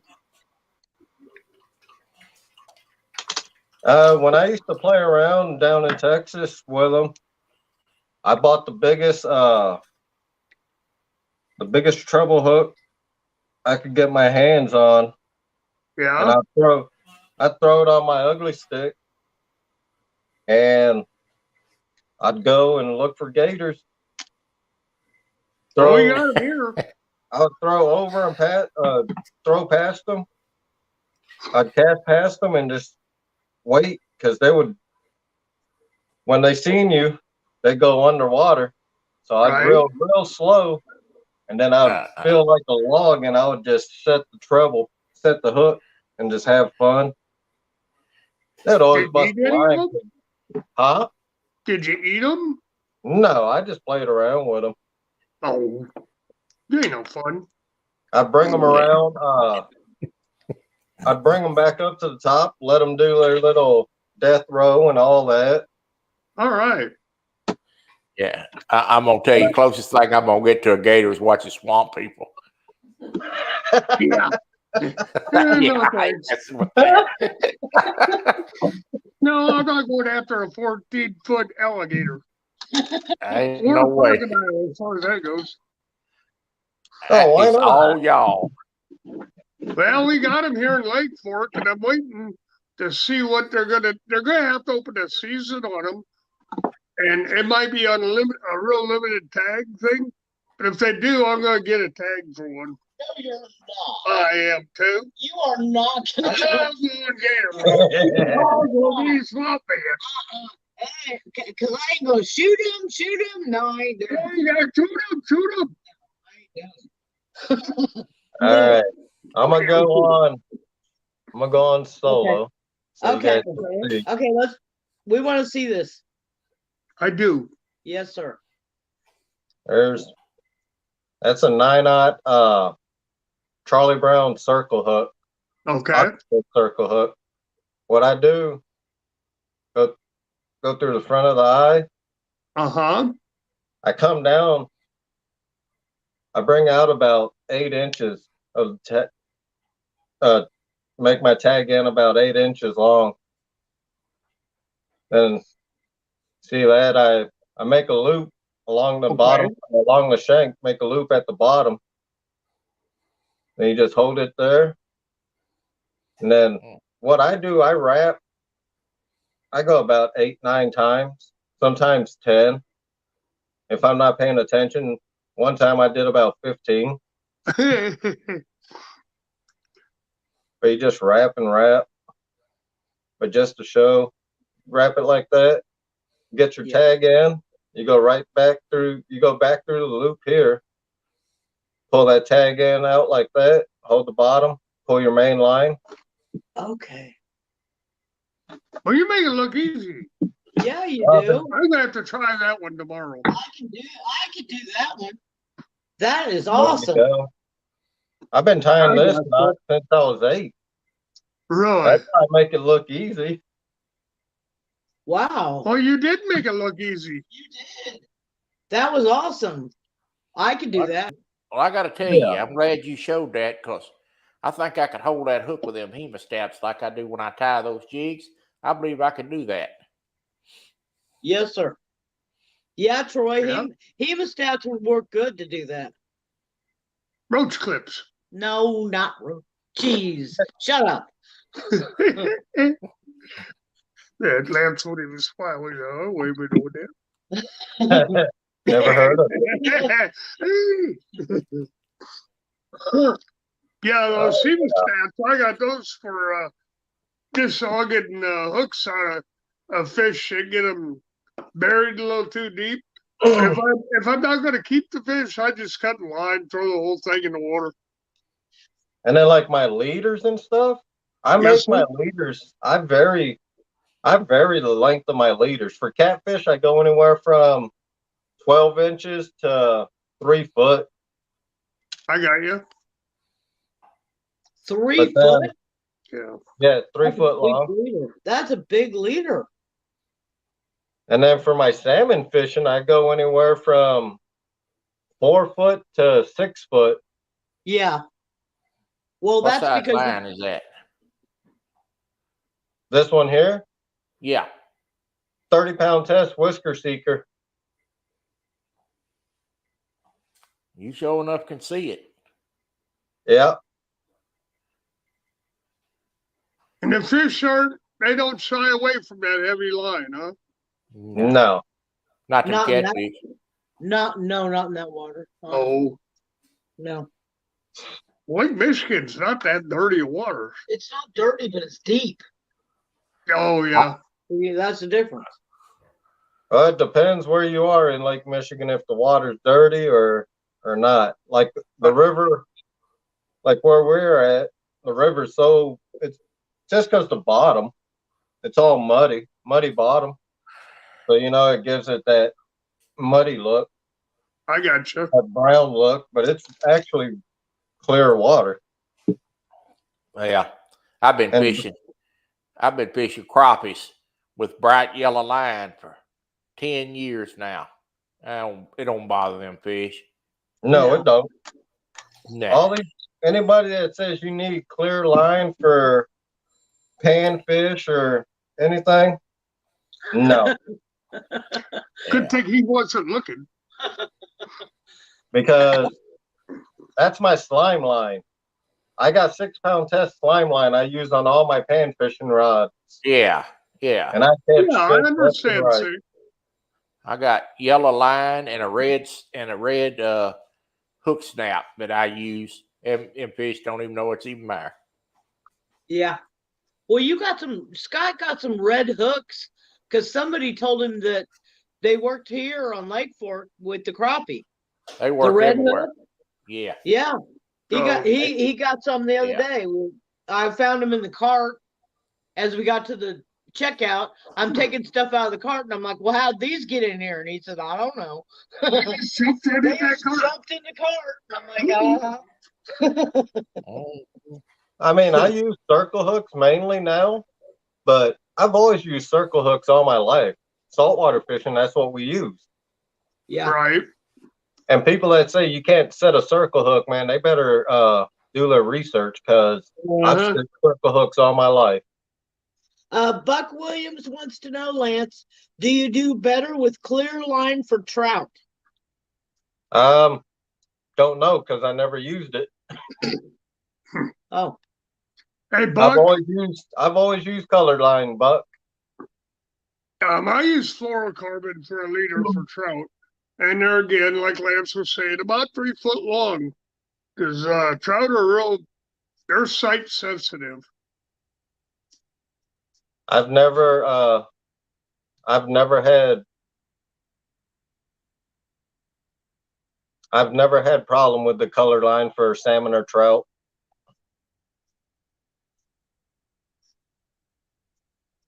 Yeah, down east. That's what this actually is. This is the Charlie Brown Octopus circle hook. You can either use it as a traditional circle, let the fish take it and set the hook on itself, or you can set the hook. People, like anything else, man, people say this hook brand ain't good, but it's got state records. There you If go. I'm not mistaken, North Carolina's state record was caught with a Charlie Brown circle hook. Yeah. Now, what makes it a Charlie Brown circle hook? That's the company that makes it. Oh, okay. Yeah. I got you. If you go to Bottom Dwellers, That's where I was getting all my hooks. That's the company right there. That's who sells them, Bottom Dwellers. I got you. But I'll be getting some other stuff. Like I said, I'll do a video, or I'll go live when I get my other box in from my second sponsor and show everybody that stuff. Well, good for you, Lance. You're doing all right. Yeah. Yeah, you caught that burbot. I've never seen one before. And I looked at that thing and I'm like, that's a dogfish. No, it's a burbot. And I'm like, looks like a dogfish. Well, a dogfish has that really long fin on his back, and it goes all the way down to his tail. Yeah. They I've never gone for burbot before. Yeah, I've never seen one. I heard about them, but I never saw one until you caught one. And I thought, that's cool. Yeah, down east, they're all good. Well, down east. Well, Troy, don't you think that? Yes, ma'am. Don't you think that sometimes it's the way people were taught to fish in the beginning is the way they use whatever hooks or lines or whatever? You know, it comes to whoever taught you how to fish. Absolutely. Because, you know, when I was first being kind of taught how to fish with jigs from my mentors, you know, they always said, well, you got to have clear line and small line and no hook snaps. Well, you know, they were using all 4-pound line and clear line, and I use 8-pound line now, Joy, and hook snaps, and the line is yellow, and I catch just as many fish today as I did 20 years ago. So absolutely.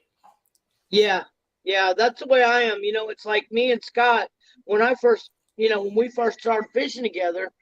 He was saying all this stuff, and I'm like, "What? No, that ain't the way you do it. This is the way you do it." He said, "No, you don't do it like that." So both of us have different setups on our rigs because it's basically the way you was raised. I told him, I said, "You are crazy. You don't know what you're talking about. You're from Iowa. Iowa people don't know how to fish."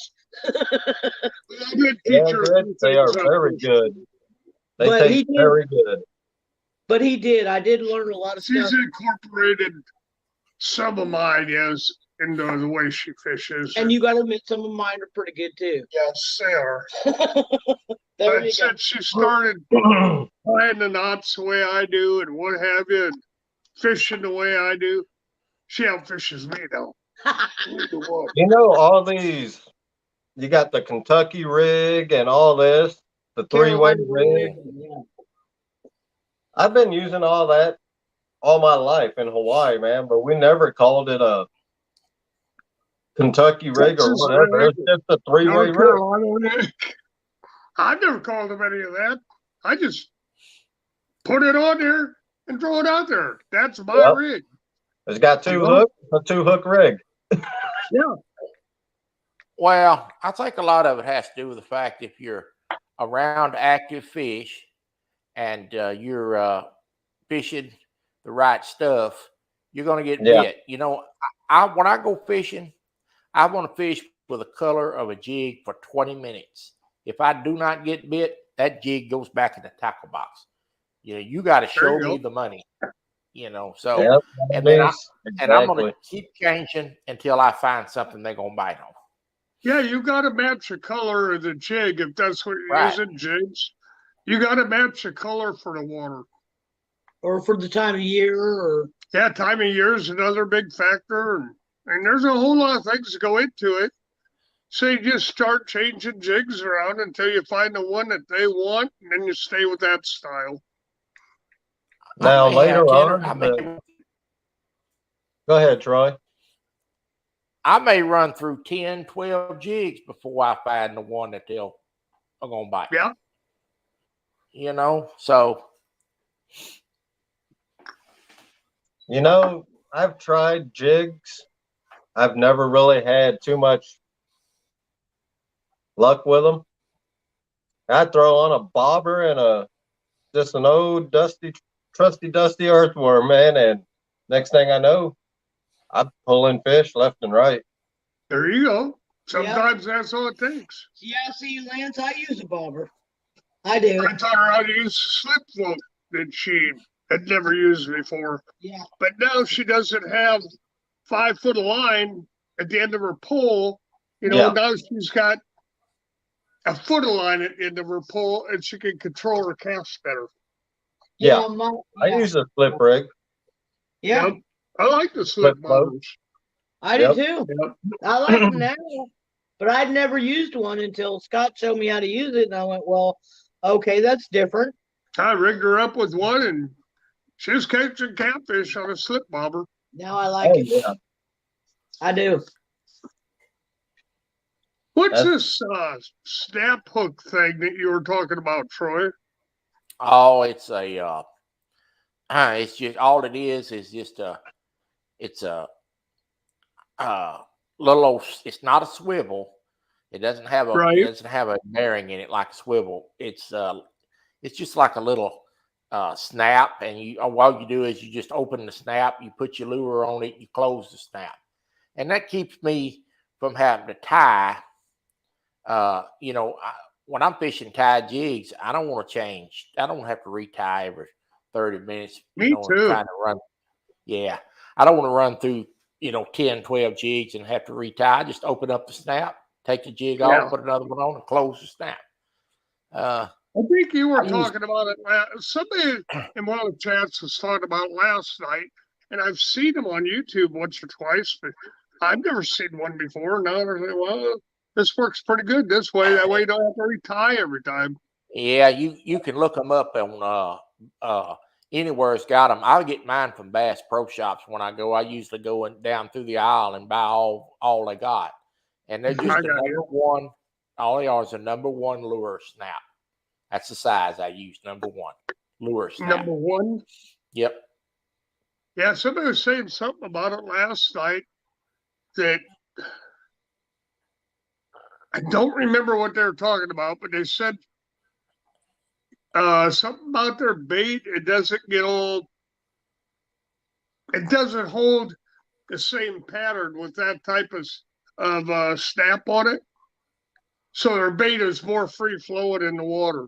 Well, what they're talking about now on that is when you take a crappie jig and you tie it down in a cinch knot, it's fixed to the eyelet. A lot of people use a loop knot, and what that does is kind of like that snap I use. When you're vertically working that jig up and down, it's sliding up and down the side of that knot or that snap. So it's a lot freer than it is if it's tied with a clinch knot. So you get a better action. More action. Correct. Oh, okay. And that little bit of action can make a big difference. Yeah, I can see that. In the past, I've tied on a snap swivel and hooked my jig right to it. That way, if I wanted to change it, it was real easy to do. And, yeah. I don't know whether it's right or wrong, but that's how it's taught. So. And these snaps are a little different. They don't have that metal backing like a swivel's got. They're just a piece of wire that's been around where you can, change open it up and it's you really can't even see it in these waters that we fish, in these Texas waters. If you're fishing in a real clear water, it might make a difference, but here it's not gonna make a difference. They can't see that thing. Yeah, our water is clear to a point of maybe 3 or 4 feet. Yeah. And then you don't see the bottom anymore. At about 4 feet, so you got 4 foot visibility in this lake on average. I mean, I'm sure there's days in summer when it gets crystal clear. But from what we've been seeing since August is 3, 4, sometimes 5 foot clarity. After that, it's in the abyss. You don't see it anymore. Well, those little old snaps now, they're stout. I caught a 5.5 pound bass. There you And go. it held up fine. So, if it's going to hold a 5.5 pound bass, it's going to catch a big enough crappie that I'm going to be able to get in anyway. So Now you'll be able to horse them in. yeah, but they're nice if you have a hard time trying to seed a tie or trying to tie. Right. It saves a lot of time. Well, these things don't work very good anymore. So I'm trying to tie the knot out there on the dock. It's a little bit cold. I got the same problem. I can do this. I got the same problem. And, with my disability and then getting older, Right. those snaps are a lifesaver for me. There you go. Oh, we're gonna get some of them. Oh, my hand got arthritis in them, and sometimes I don't feel it at all, and I'll go months without feeling it a bit, and then I'll go months, and the fingers want to do this instead of do that. So yeah. Joy, do you have an email on y'all's about page? I do, yes, sir. If I remember it tomorrow, I'll send you a link to those snaps. Oh, that would be awesome. Well, you can get them at. Thank you, Troy. Yeah. Send one to my email because Scott doesn't ever answer his email. So yeah, I could just put it in the chat right now because I don't care. I don't care to put my email out there because everybody's got it, or if they don't, I'll go to your about page tomorrow and get it. Okay. If I click on it now, it may kick me out on this old laptop. So don't do that. Yeah, no, that's fine. Don't do that, Troy. Yeah, that's fine. I did that once. I got out of the whole chat and everything, and I couldn't get back into the rest of the night. I'm like, what the hell did I do? Yeah, it's just my name and 81 at Gmail. Oh, I'll remember that. Yeah, okay. Yeah. I just use my name for everything. People got a couple. I got a couple links. My name. And people ask me, well, is that your name? Well, yeah, that's my name. I don't care. No, I'm the same way. I'm not going to come up with some. I'm not clever enough to come up with some, kind of name. Yeah, I'm just not. So I just put my name and I put my email out there on my about page. Yes, sir. Must be tea time. Lance stepped off again. He came back for a minute. Yeah, I know, and then got back off. So it must be tea time. He's got to go get hot tea. Uh-huh. I have to go get a charger. Oh, okay. Well, yeah, you need that. Kind of helps. Speaking of chargers, I'm telling you what, y'all, this pocket juice is fantastic. It really is. I'm telling you. This is the one I got. This is the one I got. I don't know if you can see it or not. Yeah, you can see it. Hold on. I got this one, and this thing is fantastic. If we're out fishing, I can hook up 2 different devices to it at the same time, and it was $29, and it's called Pocket Juice. It really works. It works good. It works great. I use it at the table all the time. Yeah, there's a cheaper one. I got this one from Walmart. You can buy it from Amazon too. Amazon. I got mine from Home Depot. Yeah, I won't shop at Walmart. Home Depot has them too. They're like twice the price at Home Depot. Yeah, and that's the same exact thing. But they do work. Yeah, that's what we got. Yeah. Yeah. Yeah. Yep. Exactly. Aren't they awesome, Lance? Yeah. I paid $50 for mine, and I remember you guys said when I first brought it out. Yeah. You said that Joy ordered you one, Scott. Yeah. Yep. Yeah, I did.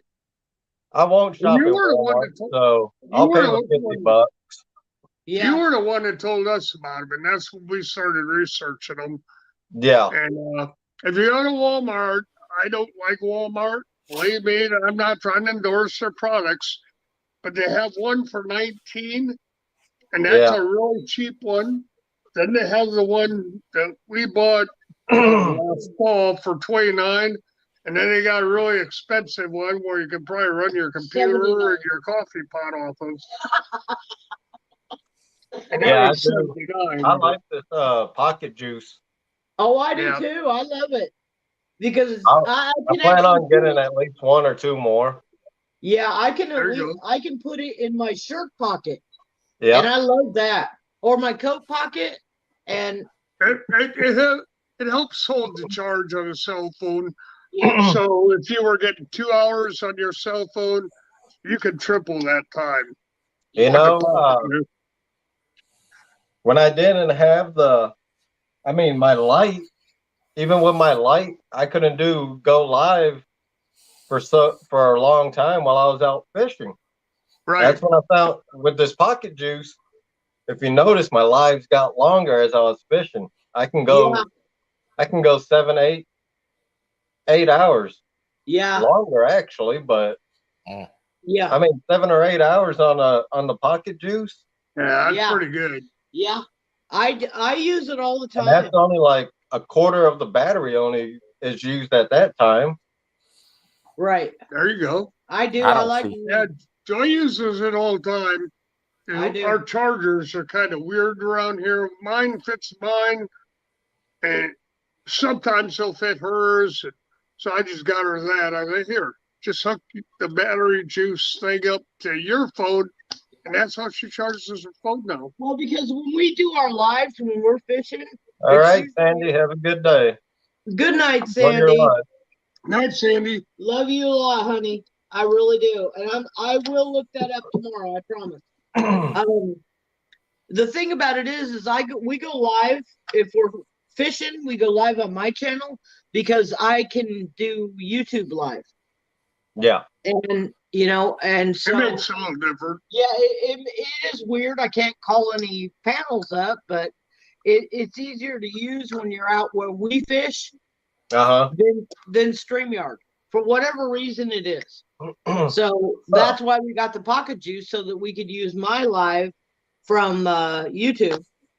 Oh, okay. And yeah, because he doesn't have that ability yet, but he's going to get there. He's growing. Oh, I could go to YouTube, but then if somebody comes in on StreamYard, they can't see or hear my chat. So Yeah, I use StreamYard. yeah. It just makes it easier for everybody. Yeah, when we're at home, we use on Tuesday nights we use StreamYard for our live streams Yeah. on his channel. But if we're out fishing live, we use my channel and I use YouTube. So, and so I had to get the pocket juice. Yeah. I think YouTube is losing money by not doing the channels like StreamYard does. Yeah, they That's are. my opinion. Nobody else's. So, but I think Oh, they're a lot of losing a people bunch said of the money same by doing thing. that. A lot of people have said the same thing. Yeah, they have. A lot more people would use YouTube if you could pull panels up. Yeah, exactly. I think I tried YouTube last week one day, just YouTube without StreamYard, and people were having a hard time getting into mine. So I was like, screw it, I'm going back to StreamYard. I'm giving 20 hours a month on StreamYard, so I use that. Hey, Dobson. He said, sorry, y'all. I'm still here just fixing food and chasing herbs and playing Red Dead Redemption. My son plays that Red Dead Redemption. He loves that game. I'm telling you. Troy probably knows that one. Yeah, maybe. Lance, Yeah. I'm gonna go get off here. I got some food coming, and when that guy knocks on the door, these dogs gonna throw a fit. All right, So Troy. Thanks I'm for gonna go coming eat. up. Scott, Joy, it was good talking to you. Y'all have a good night. It's I'll good be watching seeing on you. TV. Anytime, it's good All seeing right. you. Troy Have and a good night, Colleen. Troy. Troy and Colleen, we love you guys. We really do. You're good people. Thank you. Yes, sir. Y'all have a good Yes, night. we do. You too. Good night. Night, Troy. Uh-oh, we're in trouble now with just Lance and I. Yeah. Yeah, man. It's like I said, the pocket juice. Oh, I I might love end it. up buying one more, at least one more, Yes, I am too. I'm gonna buy another one because I need it. I'm gonna need it for the when I do my 24-hour tournament. There you go. I know a couple of them people got those. They're like a car charger booster battery pack, Yeah. and they can plug their phone into that. I've got one, but it came from O'Reilly's, and it doesn't have that option. Yeah. It doesn't have USB port. It doesn't have a plug in it. It's just for starting the car if it's you got dead battery. Like the one Hogleg got, he made his own fishing and stuff. You can build your own just with the ammo box, a plastic ammo box. Yeah, I think I've seen that. That was super cool. The one that he made was super cool. Yeah. Fishing and stuff. If you got that guy, he does all that. He did one here a couple weeks ago. Hi, Vanessa. Keith does. He does all kinds of stuff on his channel. Yeah. Say hi to Vanessa. Hi, Vanessa. Yeah, I go to his once a week or so. He's always doing something different. Yeah. He's interesting. He makes it fun. Yeah.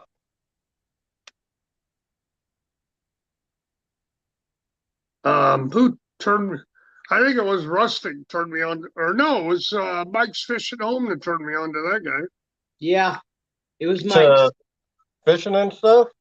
Uh-huh. Yeah. Oh, I've been watching him for years. What's that, Lance? I've been watching Keith for years, fishing and stuff. I just got him here within the last 6 months. Yeah, he's pretty cool. Buck said, Scott, you could probably get an adapter to hook your phone to that charger. Yes, Buck, we can. Yeah, we can. Yeah, absolutely. You're talking about the pocket thing? Yeah, the pocket juice. Yeah, we can get the other adapter that goes on this side. See, it's got 2 holes. Right. So you can hook up 2 devices. Oh, okay. Yeah. Yeah, we can. For some reason, my phone charger's a different size than mine. Than hers. I don't know why. But mine will fit hers, but it won't fit mine. Yeah. I don't know why. I have no idea. I'm not a computer expert. I don't know why they don't make this stuff universal. I'm telling you, one cord should fit every phone ever made. I've got a couple external speakers. They take a different charging cord. My tablet, it takes a different one. The laptop, it takes a different one. It's stupid. It's like, holy cow, just make them all same. Make it universal. Yep. That'd be too easy. One in my truck, it'll fit my phone and it'll fit Joy's phone. No problem. So I don't know what the deal is. Well, it's kind of like, I told him it's kind of like, computer illiterate? No, it's like a Chevy engine won't fit a Ford. Oh, it will, but you got to change out a bunch. That's what I'm saying. Got to change out training. It's kind of the same way. They want you to have, or Toyota parts won't fit in American cars. You know? They make Chevy parts. Yeah, I know. In case anybody's wondering, Toyota makes Chevy parts. It's all about my buddy works in Tennessee for a plant, and he said they'll be running Toyota parts, and then they'll get their quota, and then they'll start Chevy parts. He says the only thing they do is they change the squiggly lines for Toyota to Chevy General Motors. He said that's the only difference. They put a different sticker on it. Yeah. I mean, Toyota, they got their plants here too in the U.S. Yeah, they do. They got several of them in Kentucky, or 2 of them in Kentucky, the Toyota plants, and they make American car parts. Yeah. You know, it's like, okay. Go figure that one out. It's crazy. And Buck is right. Buck said it's all about the money. So you have to buy their product. Exactly. That's what it comes down to. You know, it is crazy. The radiator cap will fit the Toyota, will fit on a Chevy. Yeah. And I don't drive Chevys. And you don't drive Toyotas either. No. No, I don't drive foreign cars. I'm sorry. If I'm offending anybody, sorry. I drive Ford and Jeep Yeah. and Tracker. Yeah. And that was American made. So it's hard to find American made anything anymore. Ford's made in Canada and Mexico now. Yeah. Ford is made in Canada and Mexico, so it ain't American made. That's baloney. Hi, Mike Irvin. It's good to see you, buddy. Hey, Mr. Irvin. Hey, Mike. Thanks for coming in. Yeah, it's crazy, man. I grew up around Toyotas and Fords and Chevys. Yes, sir. Nah, I'm not big on foreign cars. And if I offend somebody, I'm sorry.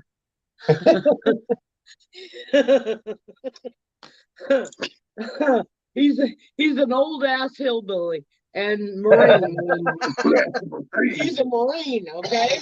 If it ain't American, I ain't buying it.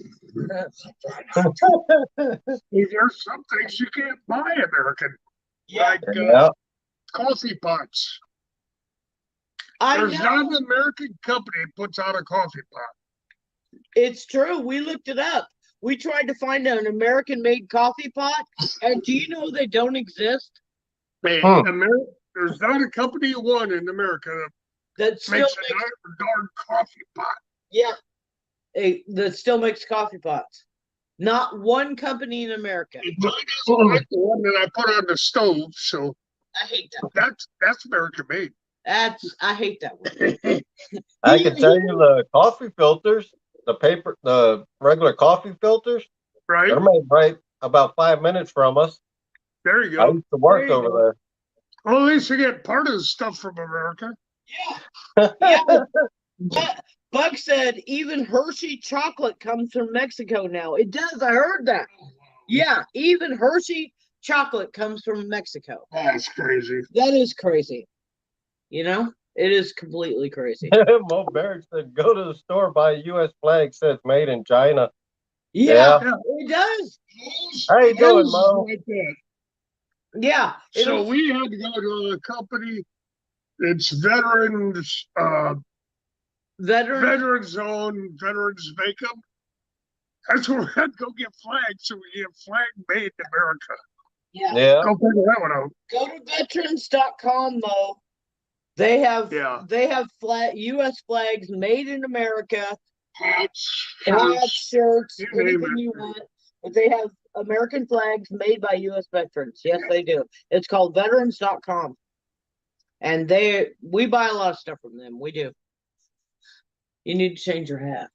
Which other one? Oh, okay. Now I gotta change my hat, Joyce. Which other It's hat changing time. It's hat changing time. Hey, I mean, do that here one of these days. Well, yeah. Do this one, that one. Well, your birthday's next month. I bought that one last year for you. Yeah. So there you go. I mean, it lasts a year. Yeah, it did. I wear it every day. Yeah, he does. All righty. Okay, we're better now.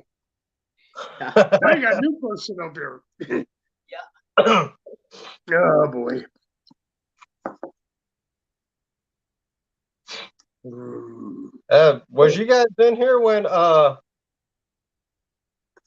Jay Fox Hunter came up on panel? Yes. Last night?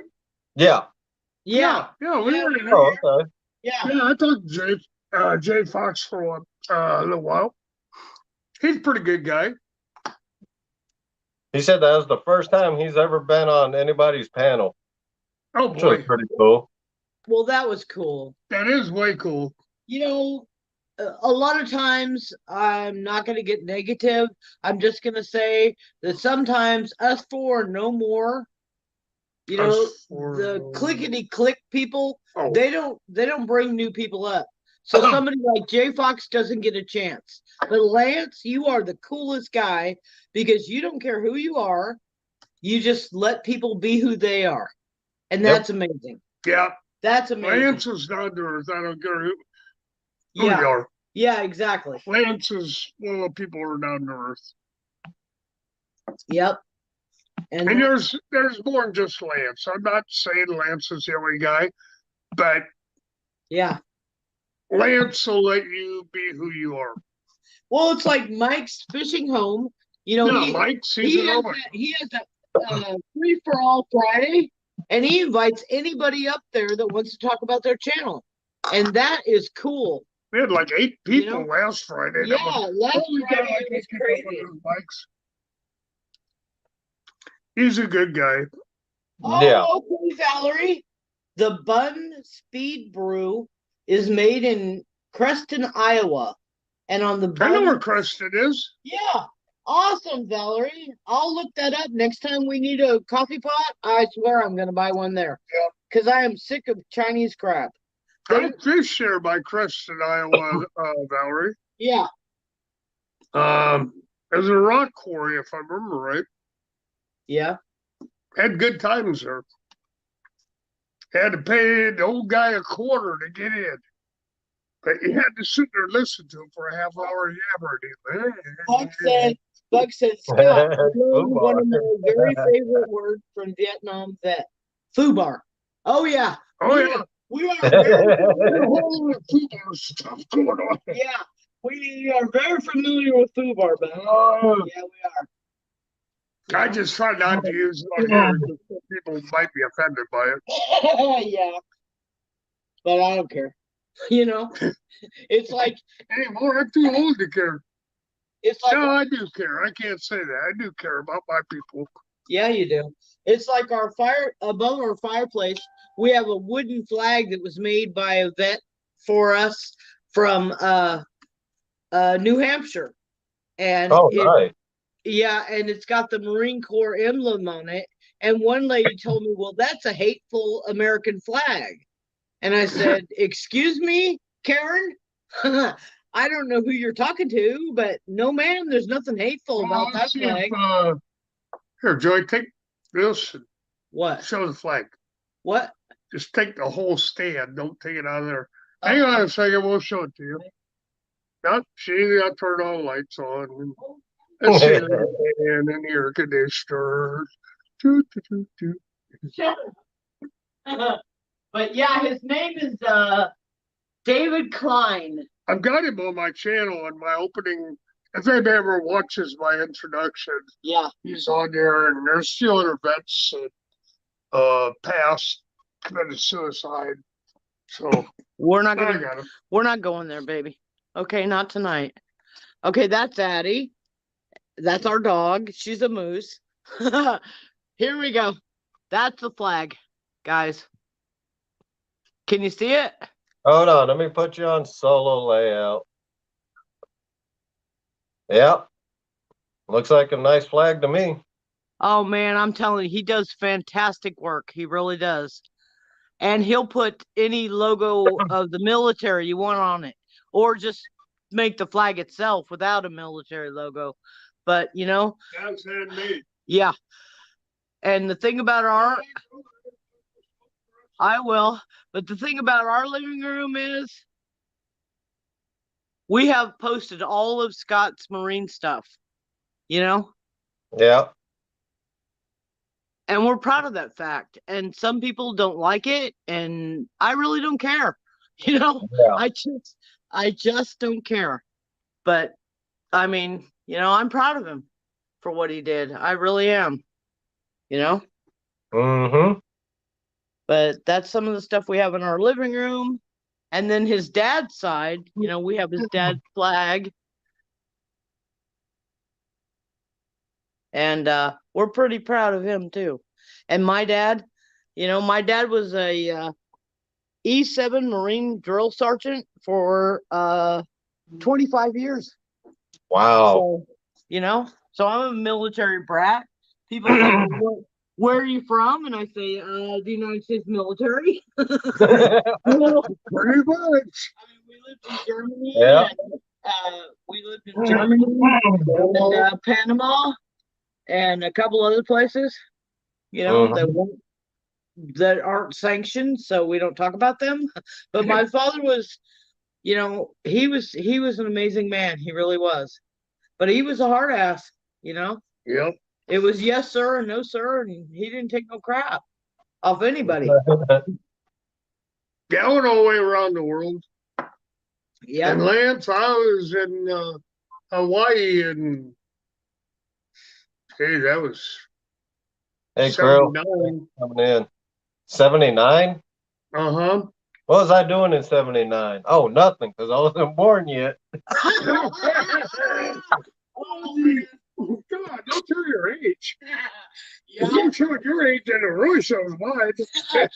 Well, That's not good. you invented the rock, honey. Well, that's beside the point. Scott invented the rock, and he went to school with Moses. Okay. Oh, man, I was born in 80. That guy didn't learn a thing from me. Yeah.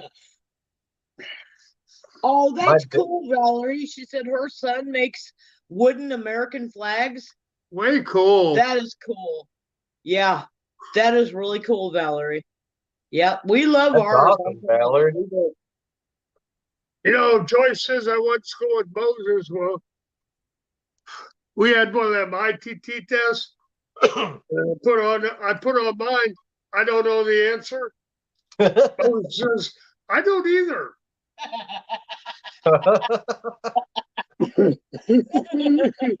Oh. Yeah, we're old. Okay, we are. But I'm still kicking. Yeah, my mom, she was born in 59. Yeah, Mike. That's your mom's age?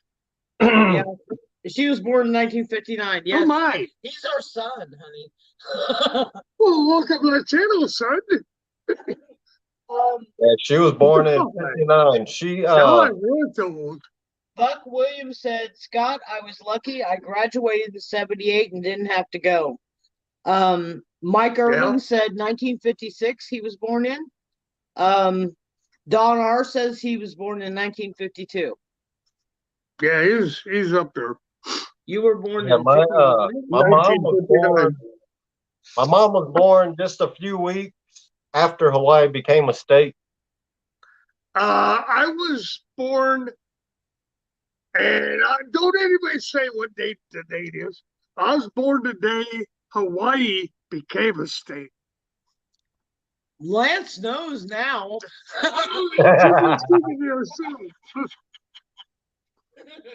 My dad, when he was born, his birth certificate says territory of the United States. Yeah, Yeah. I bet. I bet it does.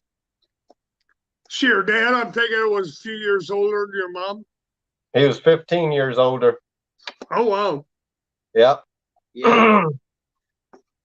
Well, back in the day, that's what you did. If you know, a couple got married, the man was usually 10 years on average. I'm not saying everybody because everybody's going to get mad at me, but on average, the male was 10 years older than the female.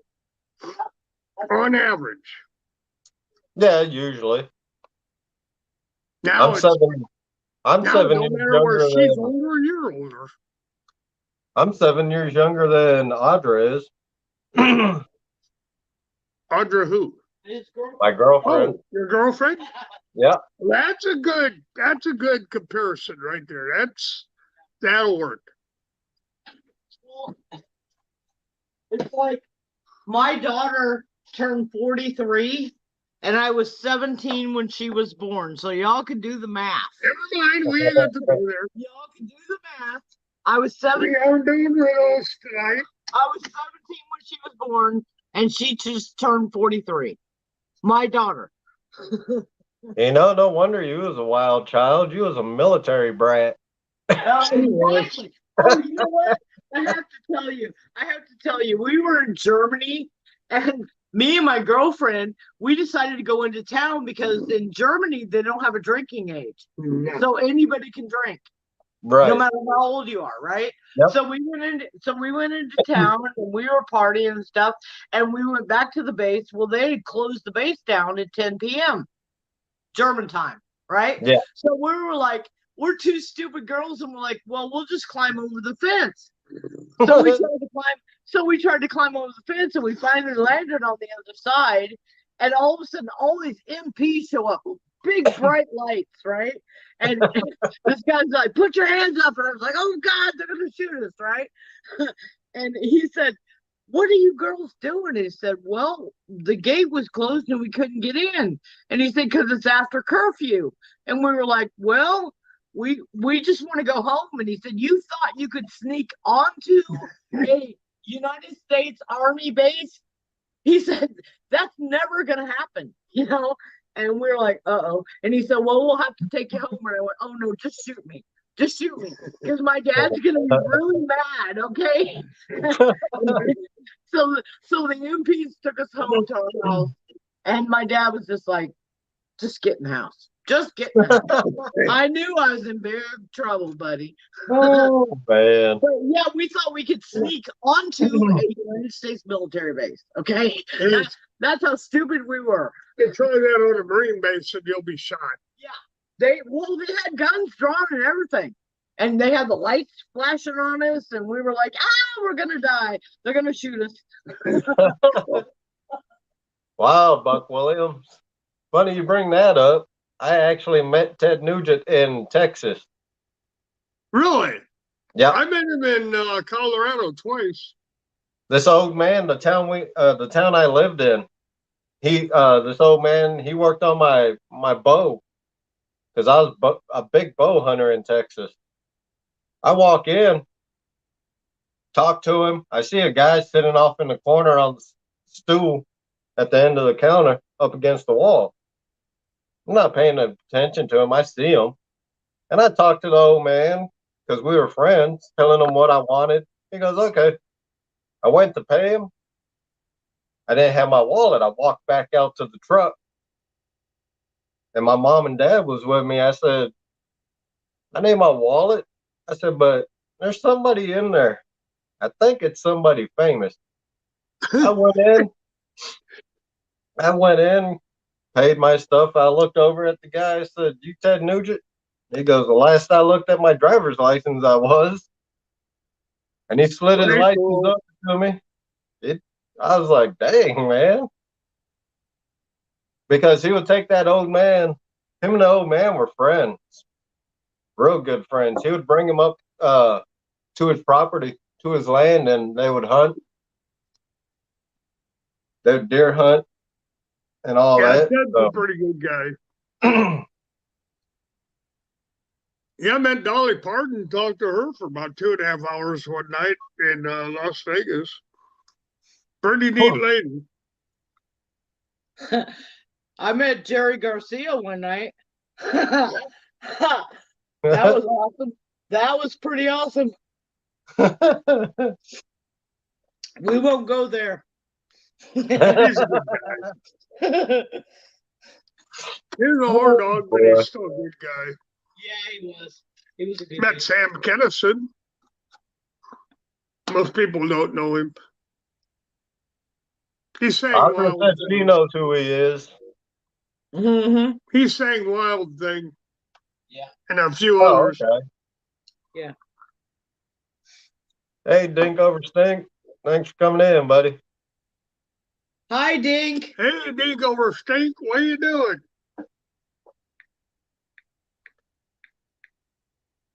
Yeah, so I think this year I'm gonna make a video. I ain't gonna do it. Once it warms up, I'm gonna make a video on how I use because I use chicken livers, man, to fish every once in a while. And I brought this up the other night. I use this stuff, the Baraxo fire, to cure it. I'll just make a video on how to do it. Okay. Yeah. Well, What that'd it be does, awesome. that makes Yeah. it hardens up the chicken livers. Okay. And there's all kinds of scents and different ingredients in there. But you can put that chicken liver right on the hook without putting it in spawn netting or pantyhose. Yeah, your Never seen. girlfriend don't like that when you throw her out there in the river and try to catch catfish.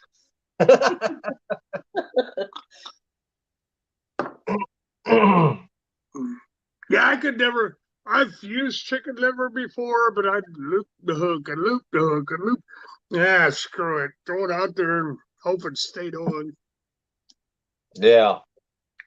Now this Something Joy and I are going to be doing. you guys gotta look this stuff up.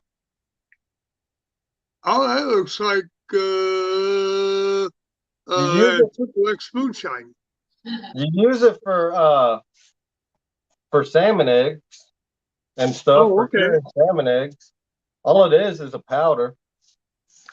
You don't gotta use much, but it'll cure that. It'll dry up that chicken liver. Oh, gel it up then? Yeah, Buck, that's the same exact stuff. Yes. There you go. Yes, Buck, it's the same thing. Yeah. There you go. Hey, it works. I used it last year. Yeah. You catch anything? Yeah. Oh, that's good thing. And I didn't have to waste my time to put it in any kind of netting. I got you. Yeah. Yeah, something Joy and I have to do is they call them bait bags, but I think I probably buy one of these old laundry bags.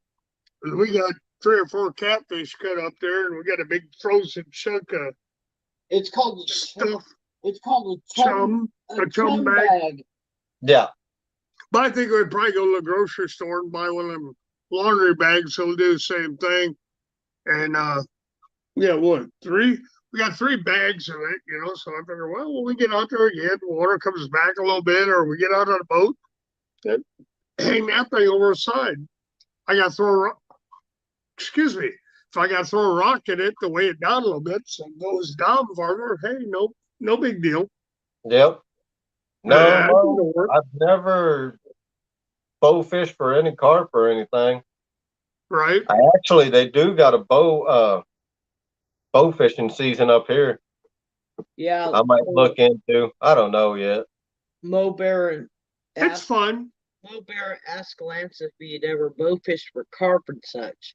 If you're in the water, Lance, with the fish, you have to be really stealthy. Because you make a little wave across the water, those carp are going to disappear. Yeah, I've been on boats. Best bet is to go off the bank. Yeah, I got buddies in Texas that bow fish, and I've been on the boat. I've never done it. I just kicked back, relaxed, and I was drinking beer all night. I ain't done wrong with that. Nope. I got a crossbow I just used the spotlight. I used the spotlight to so we could see where we were going. Right. Yeah, I've got a crossbow set up for that. We haven't tried it yet, but we're going to. The crossbow? Yeah. I still gotta get a reel for it. I mean, there's a gazillion reels out there, but I don't want to buy this one and then find out, well, that don't work very good. So go buy another one and find out it don't work. I want to find one that'll work for what I have. Yeah. So I think I'll go back to Barnett and ask them what they have for their crossbow. It's a Barnett crossbow. So. Yeah, Dink, this stuff is good you could do a lot of stuff with it. And you can get different colors if you want. Yeah. That's why everybody uses Kool-Aid and all that. Yeah, it's cheaper. It's cheaper, but this stuff here has got all kinds of the coagulant scents in there. Oh, the coagulant stuff. Yeah. And then I put more of this on there. Krill. Krill said, I have fished with BB gun when I was younger. Success. LOL, moved to squirrels. Yeah, me too. Me too, Krill. I got 3 rats on the pellet rifle. Well, I got put in Facebook jail for shooting a squirrel I told her how to shoot squirrels out the back door. Out of the kitchen door, and Facebook put me in jail. They said, you Really? can't show that. And I'm like, okay. So yeah, Wow. you can't shoot tree rats Nah, live. raccoons. Yeah, you can't You shoot them can't live. show it on YouTube. They'll take you down. I got 3 big raccoons before we left Colorado that were harassing the chickens and the ducks. And I wasn't putting up with it. And I got 3 of them, and I couldn't show me dispatching them, but I could Yeah. show the before and after. Yeah, Go figure. it was weird. The thing's still going to be Well, Karen DED. has a fit, you know? Yeah. Interesting, like- Buck. Somebody else I talked to today said they got 3 raccoons that were getting in their chicken pen. Yeah. I forgot who it was. There's somebody on YouTube. He said, "Yeah, I got 3 raccoons this morning." And that's the other thing. If you're going to talk about raccoons, you have to use a proper pronunciation. Yeah. Oh, yeah, they have a fit if you shorten it to, you know what? Well, Yeah. oh, well, that's prejudice. I'm like, no, not. I used to hunt with black guys, and they didn't have a problem with it. They all wanted to do the regular hunting. Yeah. We did a lot of it back in Iowa. Yeah. But you can't call it that. Not on YouTube No, not on YouTube. and not on Facebook. TikTok, I don't think they have a care in the world. TikTok's just wild, man. I'm That's cool. telling you. I was in there That's for like a no probably a holds year, barred, and I finally got out of it. no holds barred site there. Yeah, don't watch my TikTok, Lance. Okay? Ah, Don't- I've already did. oh my There god. we go. Oh my god. Get it, Lance. Don't watch my TikTok, y'all. Okay? Oh. Oh, we had some good times on TikTok. Yes, we do. Had a lot of friends there, and then I just got away from it. I'm like, no, I'm not in here anymore. That's just going too far. Yeah.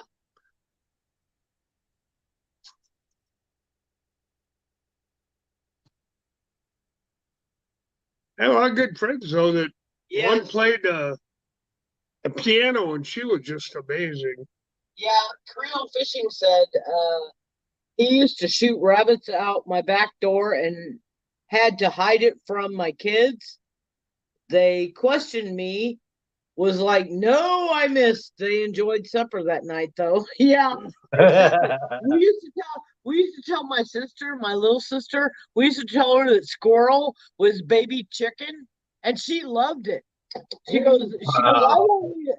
She goes, I won't eat a squirrel. I'm like, okay, well, this is baby chicken. And so my sister ate baby chicken for years, and she had no idea that it was squirrel. You know, when I was growing up, and right after I got out of service in Iowa, Yeah. I knew a bunch of trappers, and I hunted pheasant and quail and what have you. And a lot of these guys would trap the Mississippi River, and they'd have a feast once a year. And the guys would say, well, I'm not going to tell you what you're eating. Yeah. They knew what I was eating.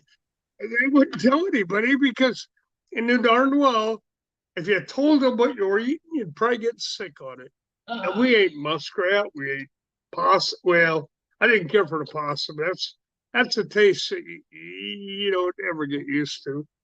Raccoon and coyote and pheasant and quail. Ate a lot of beaver there. And, if you didn't tell anybody what it was, they loved it. But if you told them, they're like, oh, I don't want more of that. Creole Florida said Scott, I was born and raised in Burlington, Iowa. My son used to call everything chicken. Yep. That's right. You just call it chicken and people will eat it. And raccoon is good. No, that was Creole, Florida Living. Hey, Creole, then you know that one street. Burlington, Iowa. Yeah, you know the one street there in Burlington.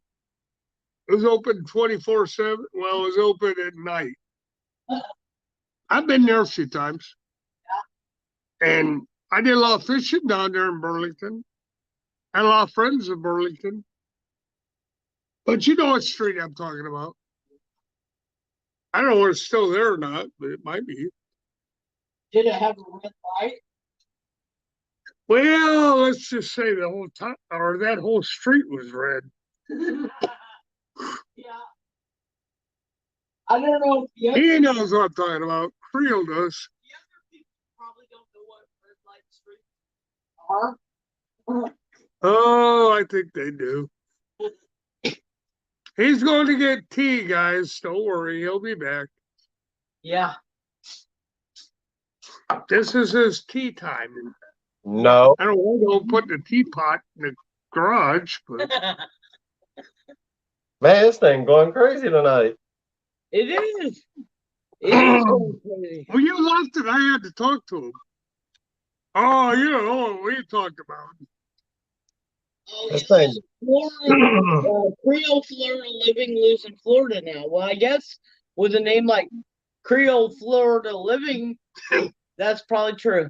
My brother That's a big difference, buddy, from Burlington. Buck Williams said, my brother used to spot light possum in fields, run them down with a baseball bat, Yep. sell them for fur. Yeah, for beer money. Yes. Well, yeah, $1.50 a hide. Yeah. That's all we got for the possum. Yeah. And you can't. Mo Barrett was from Burlington, Iowa, Yeah. Yep. born and raised. Huh. Yeah, he was from my neck of the woods. Yeah. I was in Davenport. He was in Burlington. Burlington's not very far from Davenport. Yeah.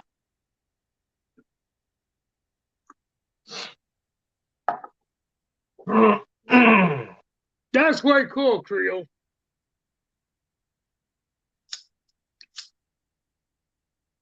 You know what they call Iowans, don't you? Creole. What do they call them? Idiots out wandering around. Wow. Oh, that's funny. I'm sorry I had to put that out there. Idiots out wandering Wandering around. around. That's funny. Yeah. Well, SWIFT stands for Sure Wish I Finished Truck Driving School. Yep. Oh, that's sad.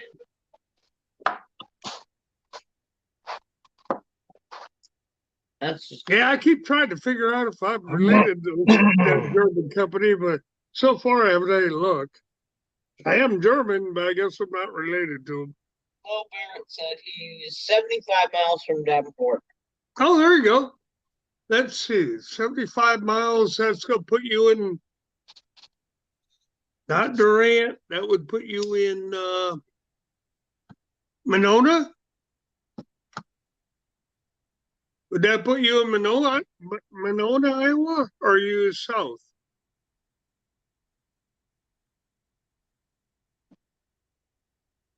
What do you say? He hasn't said anything yet. Oh, I know Really? that's Cedar Rapids, because Cedar Rapids is only 40 miles from them. Well, He said, what? well, ask him what town he's from, or what town he's living in, or was in. He's in Florida now. No, the other guy. Not what I typed. He said, not what I typed. He's in Florida now, honey. Okay, well, that's Creole. Yeah. Oh, It's called, Burlington wasn't 75 miles away, it's but called Creole, Florida Living. right, but He's in Florida now. right, but Burlington wasn't 75 miles from Davenport. Mo Barrett said he's Mo 70 Barrett. Okay. Yes, Mo You're Barrett. getting the two confused. Mo Barrett, I'm coming up with towns that I used to visit. 75 miles to Quad Cities. Okay. They had that one town that had the dirt track race there I used to go to. I want to say it started with C, but I'm not sure. That would have been west of the Quad Cities. Going south, And Mo Barrett is in Arizona now. Oh wow, okay. my daughter lives I'm in. just trying to guesstimate where Mo Barrett might have grown up at. Well, Mo And Barrett. My I think- daughter lives in Surprise, Arizona. Yeah, we were there. My- Surprise! And my sister lives in Phoenix, and my other sister lives in Camp Verde, Arizona. So yeah. Yeah, I'm surprised it was 120 degrees at 1 o'clock in the morning, and that was in November. And Scott, no, that was in September. September. And Scott was like, "This is insane." No, I can't tell it is. Yeah, we went to Arizona to visit one time, and he was like, "This is crazy." I never did find the armadillo. Yeah, he was looking for an armadillo and a scorpion. And a scorpion. Didn't see either one of them there. And my grandson took him out, and he said, "Well, We Papa," went hunting for them. he said, "Papa, I'll show you where scorpions are." And they went out looking all over the place, and they never did find one. Never did find one. No. But Scott one. You guys see that promo code on the bottom? Yeah, I did. The Hawaiian fisherman. That's you put that in at the That's end of who you the. are. Yeah. Put that in at the end of when you go to check out on Okay. the website. That's for Jules Catfish Bait. Yeah. So Alright. all the items they have on their website, You you right can get there, 10% off Okay. your total price. Joy's writing it all down, so if anybody has a question and you don't catch it or get it wrote down, contact Joy Stewart81@gmail.com and she could help you out. That or contact Lance. Yep. That's his new sponsor, and that's pretty cool. Yep. So It's when pretty cool. Lance has got sponsors. Yeah. It you is. know, whoever's going to CatCon, if you guys go to their booth, Yeah. tell them that you have that promo code. They might give you 10% off there. Might get a little more if you're in the military or was in the military. You never know. You gotta talk to these guys. Yeah, because they're a good group of guys. Yeah. Oh, Mo Barrett says Surprise is 5 minutes from him. Well, Yeah, I went there. Surprise! I ain't going back. yes, we are. Our grandbabies live there. Well, yeah, well, where's your famous? So go back at 100-degree heat at 1 o'clock in the morning. Oh, yeah, I wouldn't do that. Yeah. Yeah, went out there. Was he her grandson? Yes. Yeah, her grandson and I were out there and we're looking around with the lights and everything. The only thing we seen was 2 damn tortoises. I'm like, well, I could see tortoises in Colorado. Yeah. So I get back to Colorado and I'm working one day. I look over and there goes a roadrunner right into the parking lot. Like, well, that's a little closer to Arizona. But I've yet to see a dang armadillo, except the dead ones. Down here they call it speed traps. And I've yet to see a scorpion. You see what Buck Williams asked you, Joy? Yes, I did. Yes, I did. Yes, Buck. Yes, it does make a funny bone. Yeah, it does. Boy, He I'll said, be right back. I'm gonna go get more coffee. he said, Joy, since you do cooking videos, I have a question for you. If you boil a funny bone, does it become a laughing stick? Yes, Buck. Yes, yes, Buck, it does. It becomes a laughing stick. Yep. What's the other guy's name? Laughing Cat. Yeah, oh, that's Thomas. Yeah, he's so cool. He's a good guy. Yeah. If you don't have Laughing Cat, look him up on YouTube. Yeah. He's a good guy. Yeah, he is. Yes, Buck, it does. Oh man. A funny boat. Mm-hmm. How did you come up with that one? That's Sounds pretty good, Buck. yeah, I like that. it is. You're a nutcase, Buck. Hey, what should I have? Yep. Oh, hang on, Lance went to go get more tea. I keep telling him to put his teapot out there where he's at, but he won't do it. Oh, what are you doing? So we gotta look at sticky bait. Good thing I don't have Smellothon.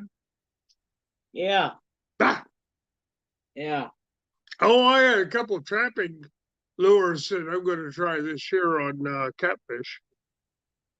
There's skunk base lures. Yeah. And if you want to run somebody out of the house, all you do is take the lid out. Open the lid. Yeah.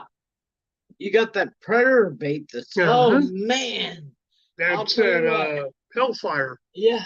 Hellfire. From Boxy's Outdoors. Yes. Hellfire is And that's some wicked stuff, so I'm going to try that on catfish. yeah. Some people there are some people that say use the stink bait from trappers.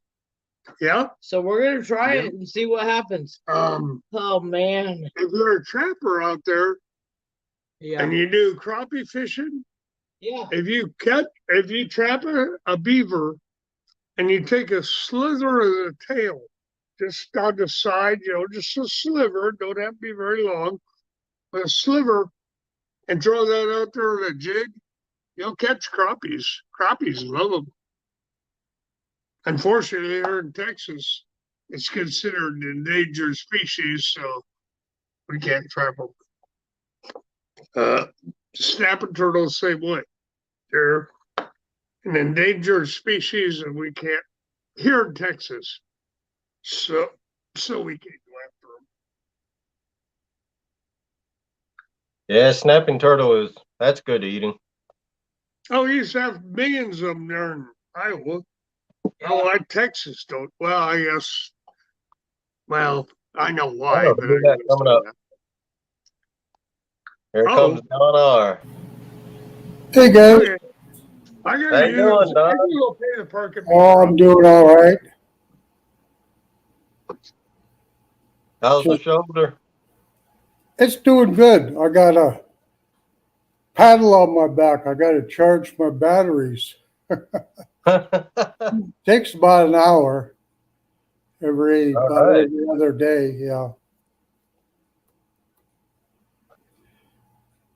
So as you see on the screen, I got just before I came live.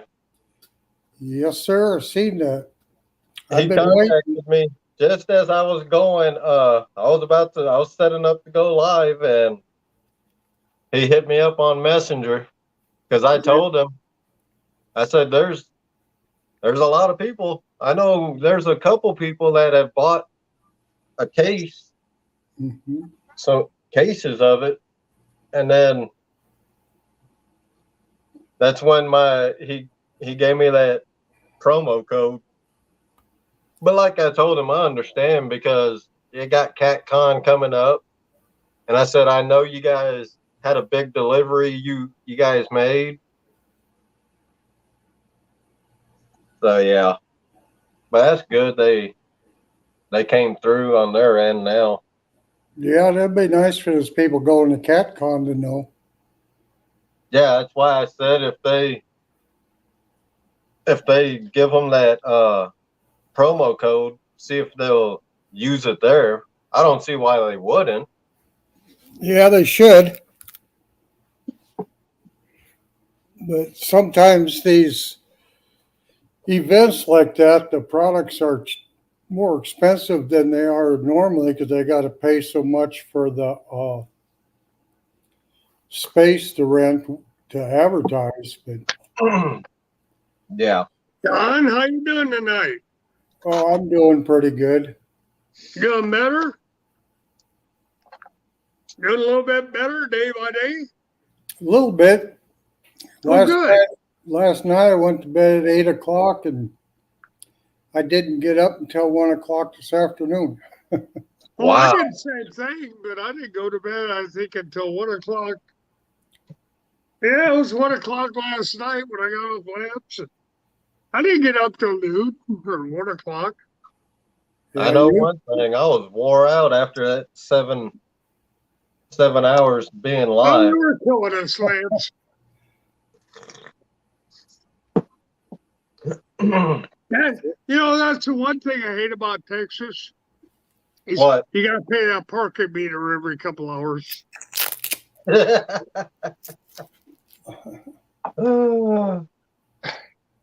No, I had to quit tying jigs. I had to quit tying jigs tonight because my hand cramps up and I can't move my fingers. So I got to stop for a while and it's tough to tie a jig when you can't move your fingers. Hey, Don, you ever try one of them? They're called squishy balls, but you could use a light tennis ball or anything. You ever try that? Yeah, it just brings it on faster. Yeah, it does. Oh, I think it's just arthritis and more when I'm likely. doing stuff with my hands, I then got I'll you. cramp up at night. And I can't. Try some Bengay on the back of your hand. Joy did that to me, or icy hot. She tried that on my hand the other night, and the next morning it was a world between night and day. Yeah, we got some stuff when I was in Washington State that's got a little poop to it, and it's a lotion. I don't want to put no poop on my Washington hand. State legal stuff, and boy, I tell you, it really works. Oh, CBD oil. huh? CBD oil. Yeah, I know. But if I just sit and relax for a little bit, it starts getting better. And So it doesn't do good to move it? well, it gets cramped up to where I can't move it. Like now, it's starting to go away. And Okay. My hands get like this, and I can't do anything. You know, when I was going through my cancer, I had to sign a bunch of paperwork. It took me 2 days because my hands cramped up, and the doctor said probably when I get older, he said I'll probably end up with arthritis in my hands. Yeah. Because It sucks, once it cramps, huh? It sucks. Yeah. I got it.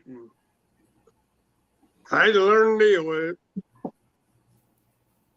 One thing you got to really look at, Lance, is if you take your hand and you turn it like this, look for a bump right there.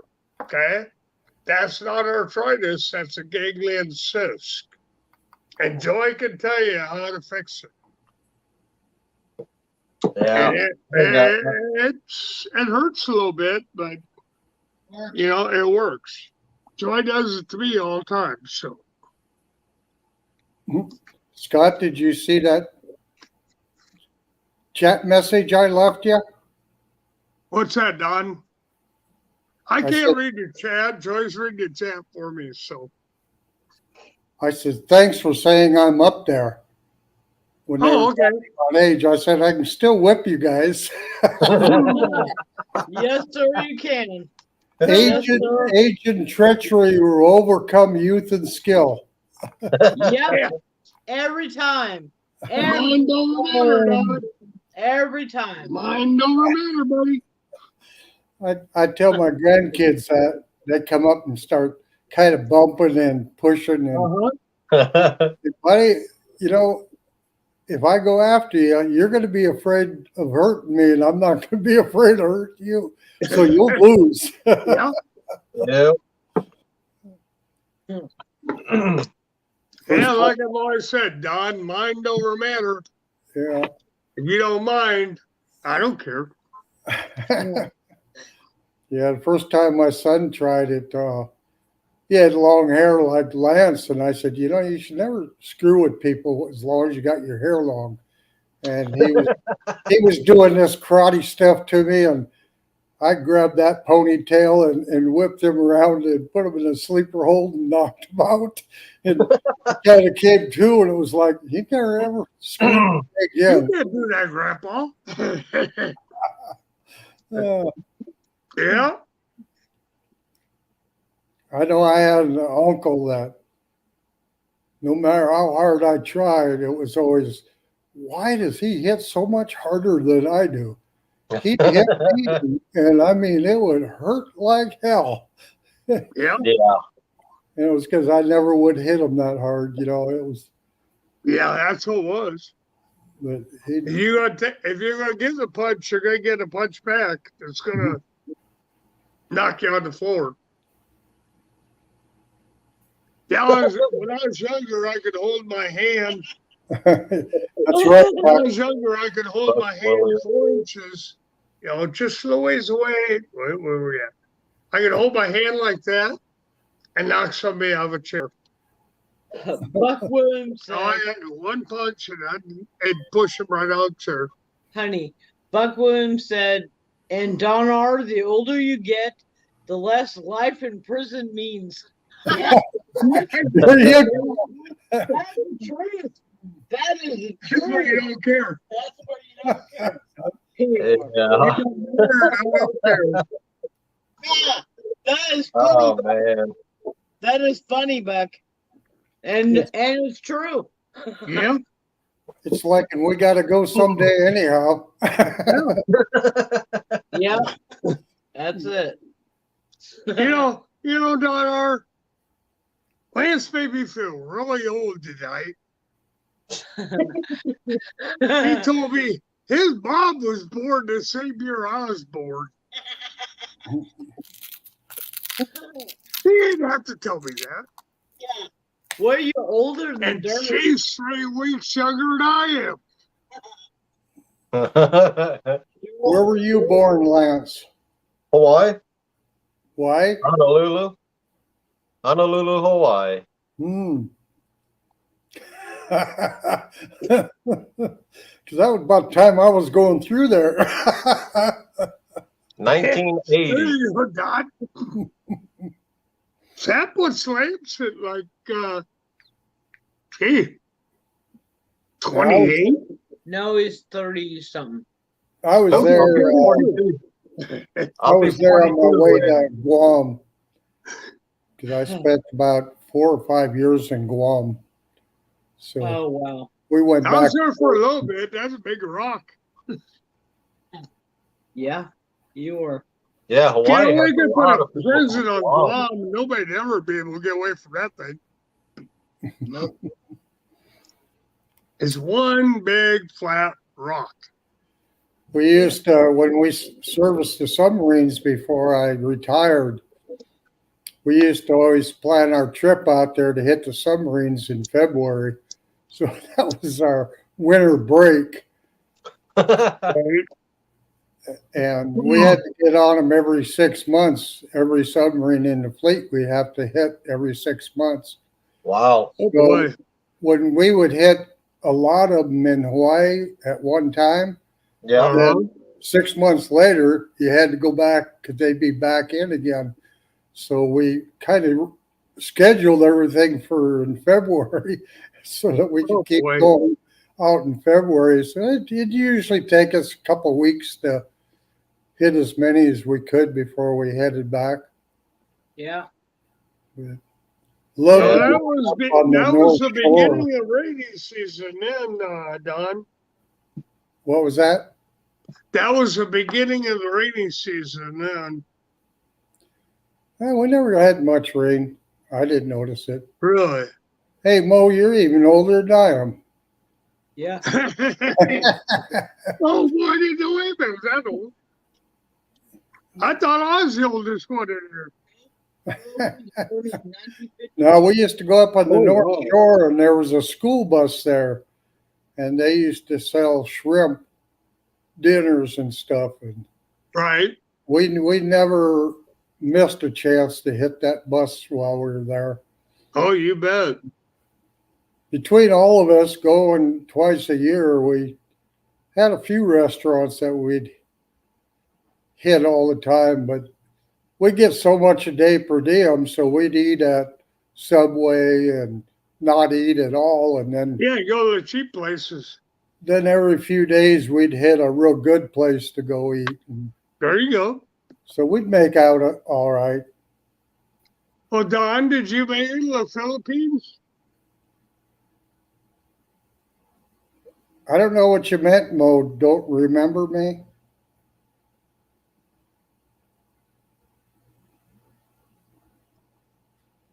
Don, did you make it to the Philippines?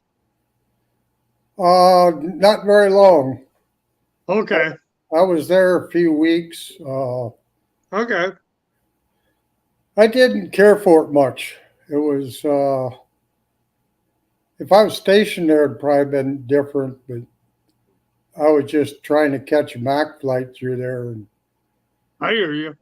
it was just, Well, I had to put down the crap down there for 21 months. yeah, it And was from just there, too much hustling.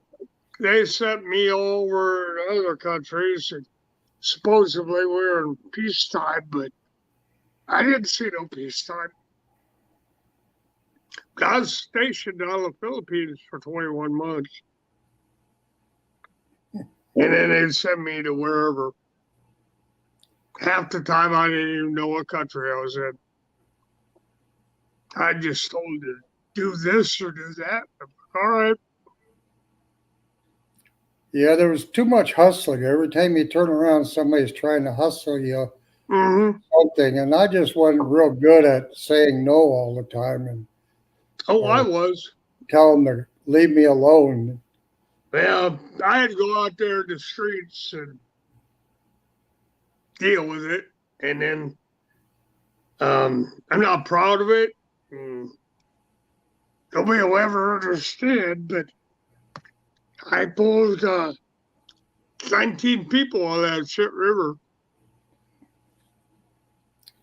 Yeah, I Bodies. think if I was stationed there and could have, like in Guam, once I got to know a few local people, I Right. enjoyed the heck out of it.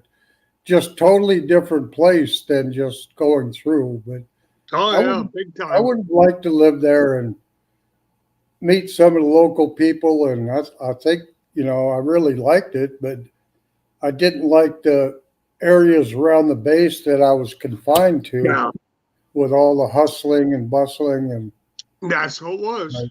in I Guam, we dealt with that every day when I was there. But from Philippines, they'd send me to other countries. I didn't even know where I was at. I was just told to go do this or go do that, and we go do it. That was when I was in. That was the main hub, and I went all over, the West from the Philippines. The Philippines, it was not a nice place. And I got told there when I was there, I had to go out and do this and do that and whatever. The worst of it was they'd call me in and say, "Hey, we got body in the river. You got to pull them out." You know what river I'm talking about. And I had to go down there with a big old long hook and try to fish the body out. And sometimes it could. Most of the time it was just bones. yeah. But I did that 19 times. Yeah, it wasn't fun. Hey, Jay Fox. Hey, Jay Fox, how you doing, buddy? Yeah, when I was in Guam and met local people, I tell you, I ate some of the best food that I could ask for, and that's what I would have liked to did in the Philippines. The Filipinos I was around in the military, man, I tell you, I loved that food. Yep. Yeah, I got invited several times down. It wasn't right there, the military base was on up the coastline, and I got invited a bunch of times to go to the fish fries, and they do them right there on the beach. I don't know what I was eating, but it sure was good. Yeah, That was fish that the locals caught. when Hey, I Jay. was in Diego Garcia, they had about 300 Filipino workers there that Yeah. worked for the government. And Yep. we used to go out fishing. We'd come back. They'd grab our fish. They'd clean it. And if we wanted to, they'd cook it for us too. Oh, they'd cook it up right there for you. Yeah, Filipino food is very good. I know how to cook it. I'm like 25% Filipino. Yeah. Oh, way cool, buddy. Well, Yeah, that used to, because everybody else lived in barracks. We had no way to cook it or anything. And Yeah. we'd bring it back, and the little I would eat off one big fish, and then the rest of the community got to have a feast. Yeah. I'll bet you they fed that whole camp off just us guys fishing. But that's what they did over there. The villages, if you got out in the villages, got away from the city, and people treated you decent. Yeah, I always felt sorry for them. You know, they were all separated from their families too. Well, that's because of Ferdinand and his wife. Yeah. Mhm. Those two drove a lot of people out of that country. Yeah, they control Watch it. everything. Yeah. Ah, she's coming in. Ah, she's attacking me. If you be nice to them, they be nice to you, and they control all the vehicles because they did all the transportation stuff, and then they would have to take these mic boats out once a week and run them. Yeah. And so we used to gather up and sit on the sides of those mic boats and fish with hand lines. We'd get those big 150-pound big spools of line, and we'd go out and pull them in by hand. And Yeah. yeah, And the headlining thing. Yeah. when we got a shark on, it was the new guys always had to tell them, don't wrap that line around your hand, you know, and bring a pair of leather gloves with you, or you'll Yeah, regret you it. don't wrap the hand around your line. We'd be Or the pulling line up around and your hand. You know what I'm talking about. we'd be running these 20-pound red snappers up, and all of a sudden you'd see that shark come in, and you'd end up with half of it. Oh boy. Yeah, from what I was told, the shark were good eating. I don't know if they older or not. I can't tell you. Yeah, shark is good eating, but to clean that stuff, to clean them, it stinks when you clean them. Really? Yeah, the guys running the boat would keep them once in a while, but they were half scared of them when you got them on the boat, because they were almost like a dog. You walk by and they'd snap at you. Oh, I can imagine. All the teeth they got. They'd clean them and clean up the jaws and give them back to you.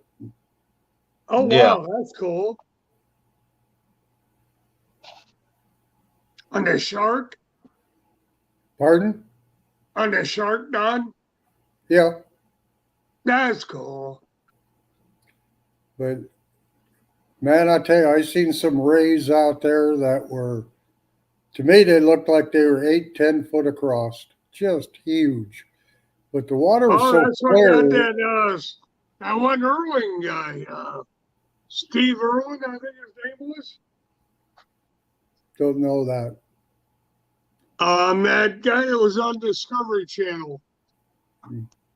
That race took his deal right this. Oh, yeah.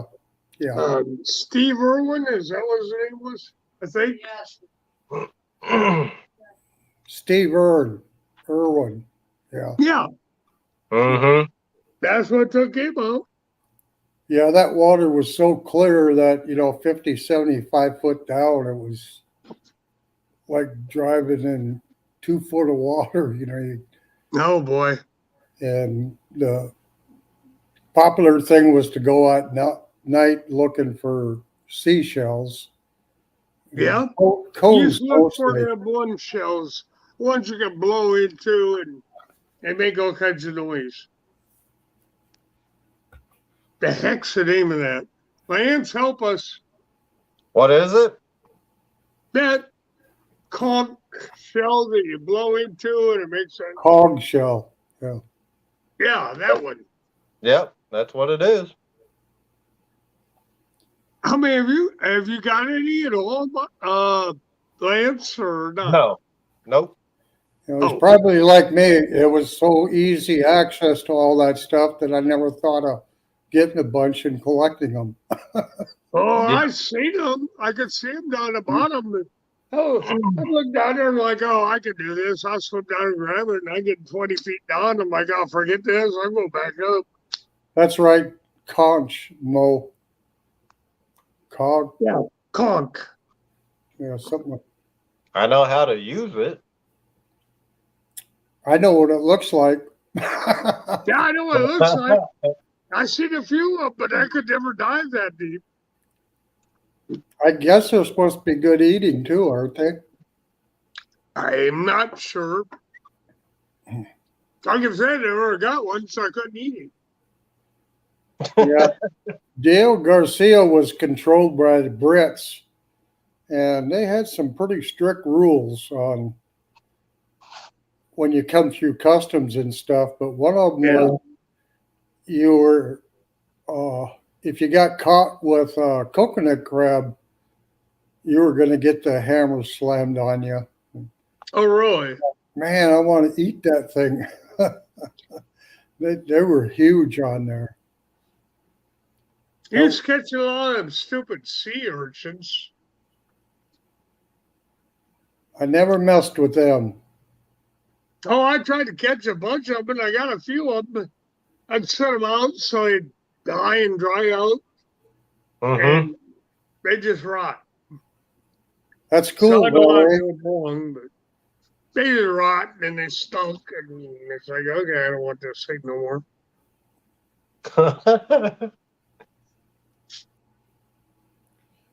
Yeah, I got probably 5 or 6 of them damn things. I don't know how they keep them from stinking, but man, them things stunk. yeah. Hawaii was, or even in Guam, was all the money cogs, money shells. Yeah. Would Yeah. pick them Yep. up.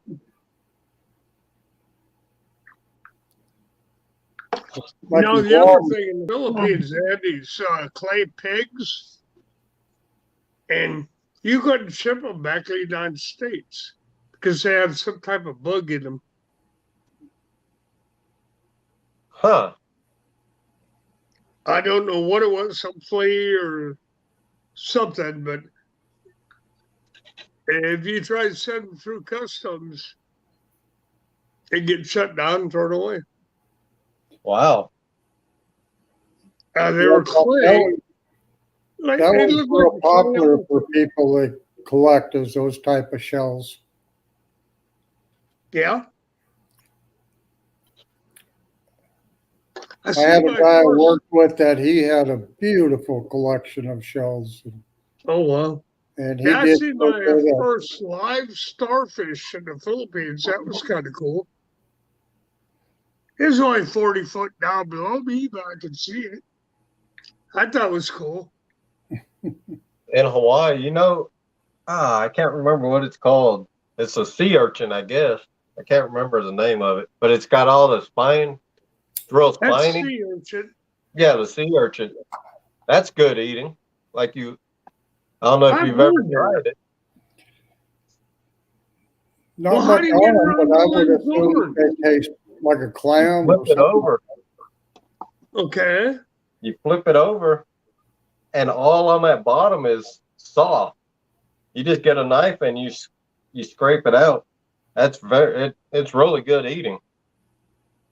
See, I've caught a few of those, with just that or whatever I had, and I could catch them. Yeah.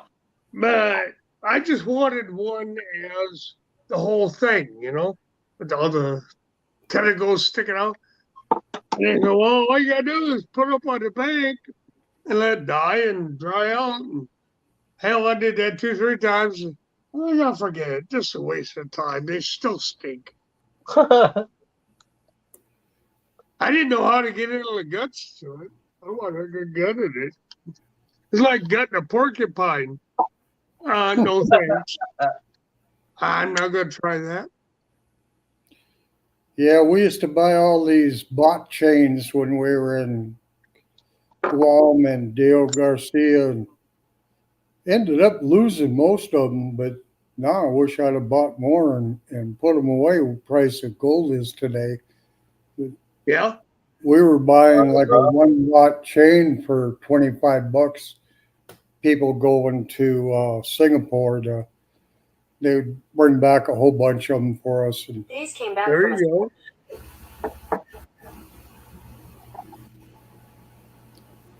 go. Hey, Lance, you ever get the pearls with clams in them down there in the ocean?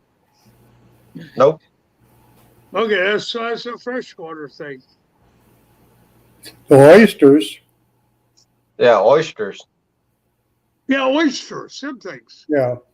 Never seen one in there. You We used know, the to way I heard they grow the pearls is they'll take a chip out of a shell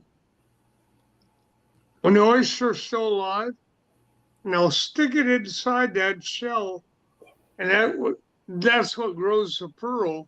Well, when they're doing that, they're putting them in baskets, and they're pretty much in a cage all their life. But that's how they get the pearls out of them. we used to where my grandpa used to live when I was a little kid. We'd go out to his pier and we'd get 5-gallon buckets and tie it off to our belt loops and with rope, and we'd walk on the oyster bed and pick oysters all day, fill up 5-gallon buckets of oysters. Oh, wow. And then you go back to the house and you rinse them off a little and then throw them on the grill till they pop open. Yep. Oh, you cooked them? Yeah. Yeah. Oh, okay. I've Sometimes. always eaten them raw. Oh, now, I mean, I eat them raw now. Yeah. Joy, she's in next county. I eat one raw. When I was in Washington State, I could walk to my house and get enough oysters for the night and go back home and do the same thing, throw them on the grill, but I could eat a bucket of them. Oh, Yeah. I can eat oysters all day long. No, Yep. it's not. That is not. I'm making my oyster stew. I got the oysters and everything for it. I just got to make it up for it because you keep telling me you're going to do that. And I'm like, why you keep telling me you won't eat it? So I'll go make our oyster stew. Real simple recipe. And we'll see if she eats it or not. Oysters is not. It is. No, you're take the shell and you grab it, and you're done. No. I do oyster stew every year for the New Year's, but up here it's really tough to find oysters. So Yeah, when I same go here. out to the West Coast, I usually in Puget Sound, I usually buy up a bunch of oysters and bring them back with me. And where you at, Don? North Dakota, Yeah. not many oysters Yeah, around here. So where do you get the oysters, Scott? Puget Sound. That's in Washington. Oh, okay. That's where my son lives. Oh, okay. There you go. But see, on the 4th of July, we cook up a bunch of oysters too, but we get them. Oh, I love oysters. They're just out on the prairie. No, I'm not eating that. It ain't happening. No. It's like eating tenderloin. It is not happening. Well, almost as good. No, it is not happening. I am not eating snot. I put a recipe out on. I taught her how to make Iowa tenderloins. Yeah. And she made them, and they're to die for. We make them different in Iowa, though. I had a beef butchered last year, and when I had him cut it up, I told him, I said, don't be throwing anything away. Right. I said, the heart, the liver, all that. I said, don't be throwing that stuff away. But I had him cut out the flat steaks, Yeah. the flatstone Oh, steaks. okay. Uh-huh. My wife made stir fry tonight on rice, and boy, I tell you, that is the tenderest meat I've had in stir fry in a long time. Yeah. There you go. Mhm. It was so tender. I don't do rice, so I never I did. had enough rice when I was in the service. I could have filled up 10 of them cows with rice. So I don't do rice anymore. I do it when Joy makes stuffed peppers, but that's the only time I'll eat rice. I never did rice when I was in Guam. If it wasn't meat and potatoes, I probably wouldn't eat it until just before I left. And I realized, I missed some of the best food in my life. Yeah. I was hooked after that. I just got burned out on rice when I was in the service. That was a staple in the service. Yeah. And I just got burned out on it. Now the only time I'll eat it is when Joy makes stuffed peppers. But she did a week or two ago. I did. They were really good. She does hers a little bit different than the way I do mine, but they turned out really good. Buck Williams said he's with Joy on eating raw oysters. Yep, exactly. Oh, Buck, where's your sense of adventure? That's not. That is not. It's gross. Yes. You it slides right down, just like a raw egg. there's certain oysters that are good raw, and there's certain oysters that aren't. Real huge oysters, I like to bread them, deep fry them. Man, they're good that way. Those are good that way. Hey, Don, you remember Balut, don't you? Yep. What? That's where I draw my line. Yeah. Oh, come on, Don. Exactly, Don. No. You can't tell me you didn't try it at least once. That's gross. That is. Don, tell the truth. My grandfather was pure Filipino, man. He never even touched balut. There you go. There you go. That is nasty. No. Yeah. I had a friend, his wife was Korean, and she got my wife on kimchi. Oh, yeah. Oh, boy. I had never eaten it, and I asked her what she did today, and she said, "Oh, nothing." I said, "You went over and visited and ate some kimchi, didn't you?" "No." I said, "Man, I could tell 6 feet away you did." But she made some awesome kimchi. I'll get some bread. I'll put mayonnaise on bread, and then I'll put kimchi just right. I'll eat it just like that. Eat it like a sandwich. Yeah, I like kimchi. See, you aren't all bad, Lance. I watch a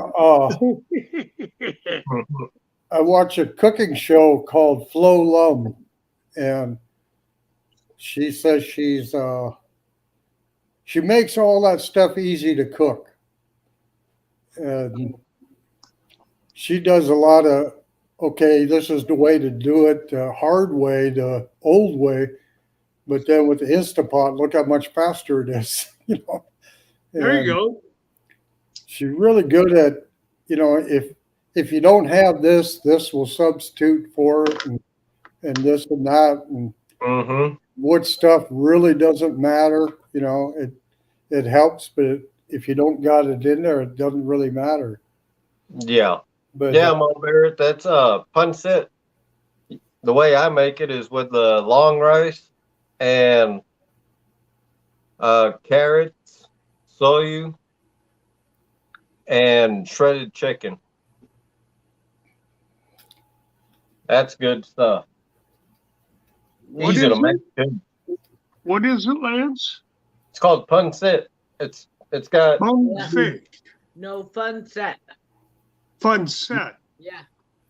you put the What way I is it? make it. It's a rice noodle, long Yeah. rice. You just soak that in hot water. Then you get shredded up. You shred up chicken and you put carrots in there too. I gotcha. Okay, I'm with you so far. And that's it. That's Yeah. Oh, I thought maybe put fed soy was sauce good. in there, and Sorry, buddy. it's a long rice, but I eat it over white rice. Oh, I do too. I do too, Lance. Yes, I do. She does weird things. I love rice, and Scott hates rice. Okay, so there you go. I didn't say I hate it. I just don't care for it. Mo, I always called it pancit. Yeah, it's called pancit. Yes, it is. Pants. It is really good. All right, Lance. I'm gonna try this pan set of yours. It is really I'll good. turn back and tell you. It's good. Boy, I tell you, since I've been Well, watching so she your does have cooking bacon shows, early. So we're gonna try this painstaking thing. Pancit. Yeah, painstaking. Same difference. It's good. since I've been watching your cooking show, I found I use fish sauce, oyster sauce, and Shoshing wine a lot. Yep. The different types of soy sauce that I didn't know. Yeah. If you want a Yeah, good, the only one I know is the regular one. It's got that neck down bottle and then it balloons out. That's the only soy sauce I ever heard about. if you want a good soy sauce, it's a Filipino soy sauce. It's called Silver Swan. Yeah. Made in the Philippines. It's good. Yes, Lance. It is fantastic. Yes, Yeah, it you is. got your light soy, your dark soy, and he goes through and explains the difference between them, and it was Oh, I like, didn't know I that. didn't know that. See, I use soy sauce on making chip dip. I thought oyster sauce would make it taste a little oystery, but it doesn't. It's just Nope. kind of a sweet fish sauce. Mm-hmm. Puts a So little it's real bit. mild then, huh? Just So I like I'll cut up like onions and tomato, and I'll put that in a bowl, and I'll put the regular fish sauce in there, Yeah. and eat Yeah. eat just that Yeah. over rice. Man, I gotta have rice a lot. What's grew up fish eating it for- sauce? It's I told you what fish sauce was. What? It's really good. What's fish sauce, Lance? It's I never heard of fermented fish. I've never heard of it. Tell 'em, Lance. Yeah, it's just fermented fish. Yeah, it's a fermented Oh, fish. like balut. No, no. No, it's fermented fish. It's really good. It Yeah. is. It's Yeah, got a lot more in there What kind than of fish? fish. I don't know all the ingredients in it, but Yeah, It's it's got different ingredients in it. it's a seasoning like soy sauce or oyster Yeah. sauce.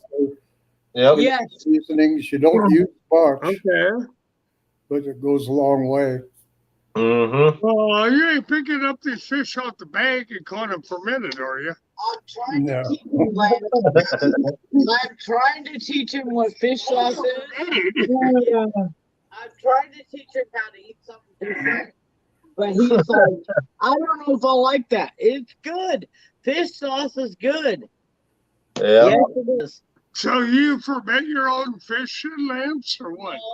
No, you buy it in a bottle. Fish sauce. It's It's called called fish sauce. It's not. Okay.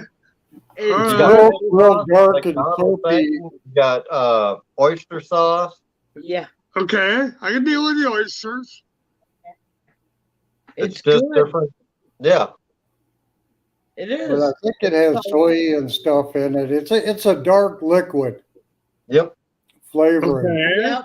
Yes, sir. It is. And what do you use this fish sauce stuff on? Everything. Oh, I use it on a lot of different things. Yes. stir fry especially.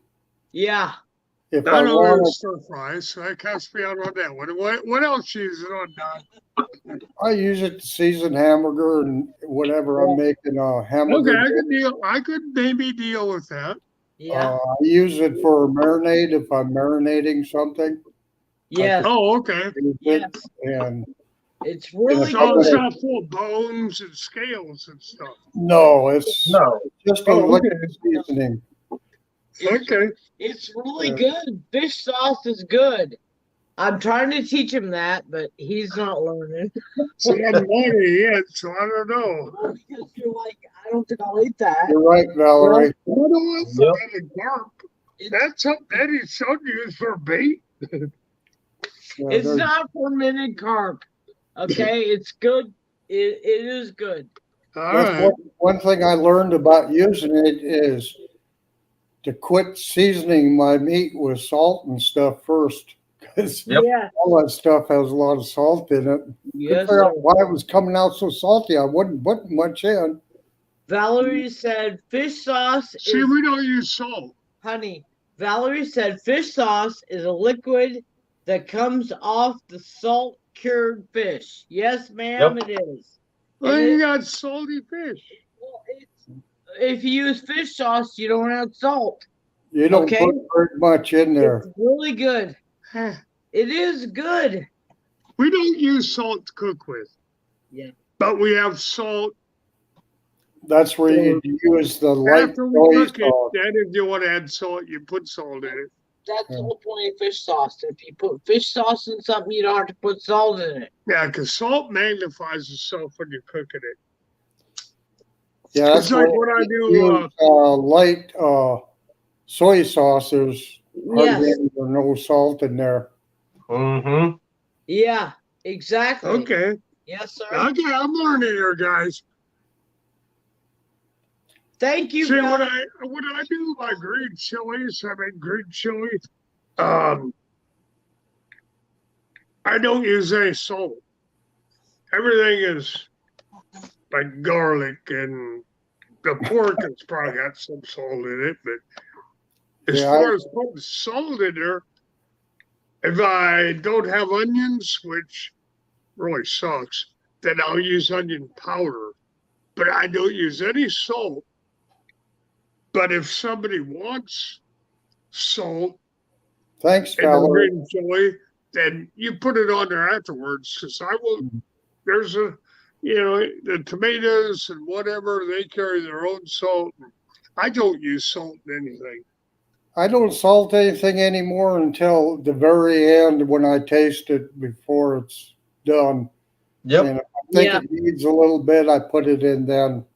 I don't even then. I think, well, if somebody wants salt in it, that's great. I love salt, but I won't put it in while it's cooking. My wife doesn't like salt very much, and if I put it into my taste, she won't eat it. So I got you, I Don. kind of do it that way. I don't put it in, and then I put it in my dish when I get ready to eat. There you go. I never thought I'd be a rice person, but I love rice. I'm getting Oh, I'm more a rice person. towards And Scott rice hates than it. potatoes. Scott hates it. I know, I Lance. spent $130 on my rice cooker. Yes, Yeah. I love rice. I love rice, Lance. I What'd do. you do? Buy a dump truckload of rice? No, We just bought the rice our cooker rice was cooker wore out. $130. I've had it for 4 or 5 years and Yeah. had no problems with it. But I bought Yeah. one from Walmart years ago Lance, for you're killing me. $20 and it broke. Yeah, Lance, you're killing me. I love rice. I do, and Scott hates it. I love rice. The only time I like rice, truly enjoy rice. I grew up eating rice. I went to service, and that was a staple. I got so burned out on it, it wasn't even funny. The only time I truly like rice is in stuffed peppers. I love rice. I do. Joy loves rice. I do. For stuffed She's peppers, one of those. like stuffed bell peppers, get some boudin, Joy. and stuff that Yeah. in the bell pepper. I Boudin? know. What's I know. boudin? Boudin is that sausage I told you about. Sausage. It's from Louisiana. Okay. And it's It's a really mixture good. that you It's mix got in with vegetables. rice. No, Boudin. Boudin is good. Boudin is really good sausage. You told me about it, but you never I bought did. it, so I figured, okay. No. Mo, they haven't released a sturgeon yet because the Missouri and the lake are all froze solid yet. It'll probably be in end of April, 1st of May. Wow. I'm going That's to kind try of like you, Lance, right? and get some video of it when the state releases them, and I work for the federal. So Right. I don't know if I can ride along when they go release them. It's always kind of up to whoever comes down, whether I you can got go you. with them. That would actually be pretty cool to see, though, if you could get video of that. Yeah, I'm hoping I can go with them when they go out and catch them and spawn them and stuff. You- Hey. Yeah. Last year, Hey. my health wasn't allowing me to do anything like that. Mm-hmm. I couldn't walk about 50 yards and not be shot for the day. Oh, Wow. boy. I'm hoping for better times this year. Yeah. Oh, Don, don't stop pushing yourself because that's the only way you're going to be able to walk more than 50 yards. Yeah, well, I can Yeah. walk quite a ways now, and Yeah. Oh, good for you. by the end of the summer, but I had to get a few shots in my hips and Oh, then- you got that one, the arthritis stuff where you got to do the cortisone? yeah, and then I got this. This is a spinal cord boy. stimulator, and it I got you. they That finally cortisone stuff ain't reprogrammed no it fun. last summer and finally got it to where it was doing some good. Oh, good. Good for you, buddy. So, I'm telling you, if you don't keep moving, you'll stiffen up like a board all over again. yeah, You know, Yeah. even though you got no shots, you gotta get out there. If you want, well, I got a long driveway, but if as soon you as want my to hit your driveway shoulder, back 2-3 times a day, that'll help you. as soon as my shoulder heals Yeah. up, I'll be able to go. We're signed up with It will. I silver know. sneakers to go I to the tell you. pool and do pool aerobics and stuff, so I can get Oh, there my you go. back in shape. Yeah. There you go. Yeah, I take joy down the park. This is what I have I to put try on my once a back to week. charge my batteries. And if it's not perfectly over the computer pack, then it won't charge. So I got to sit real still while I'm doing it. Hmm.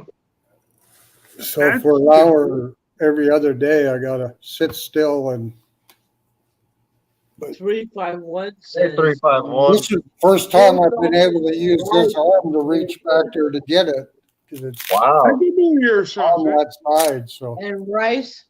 I can do your sausage. 351.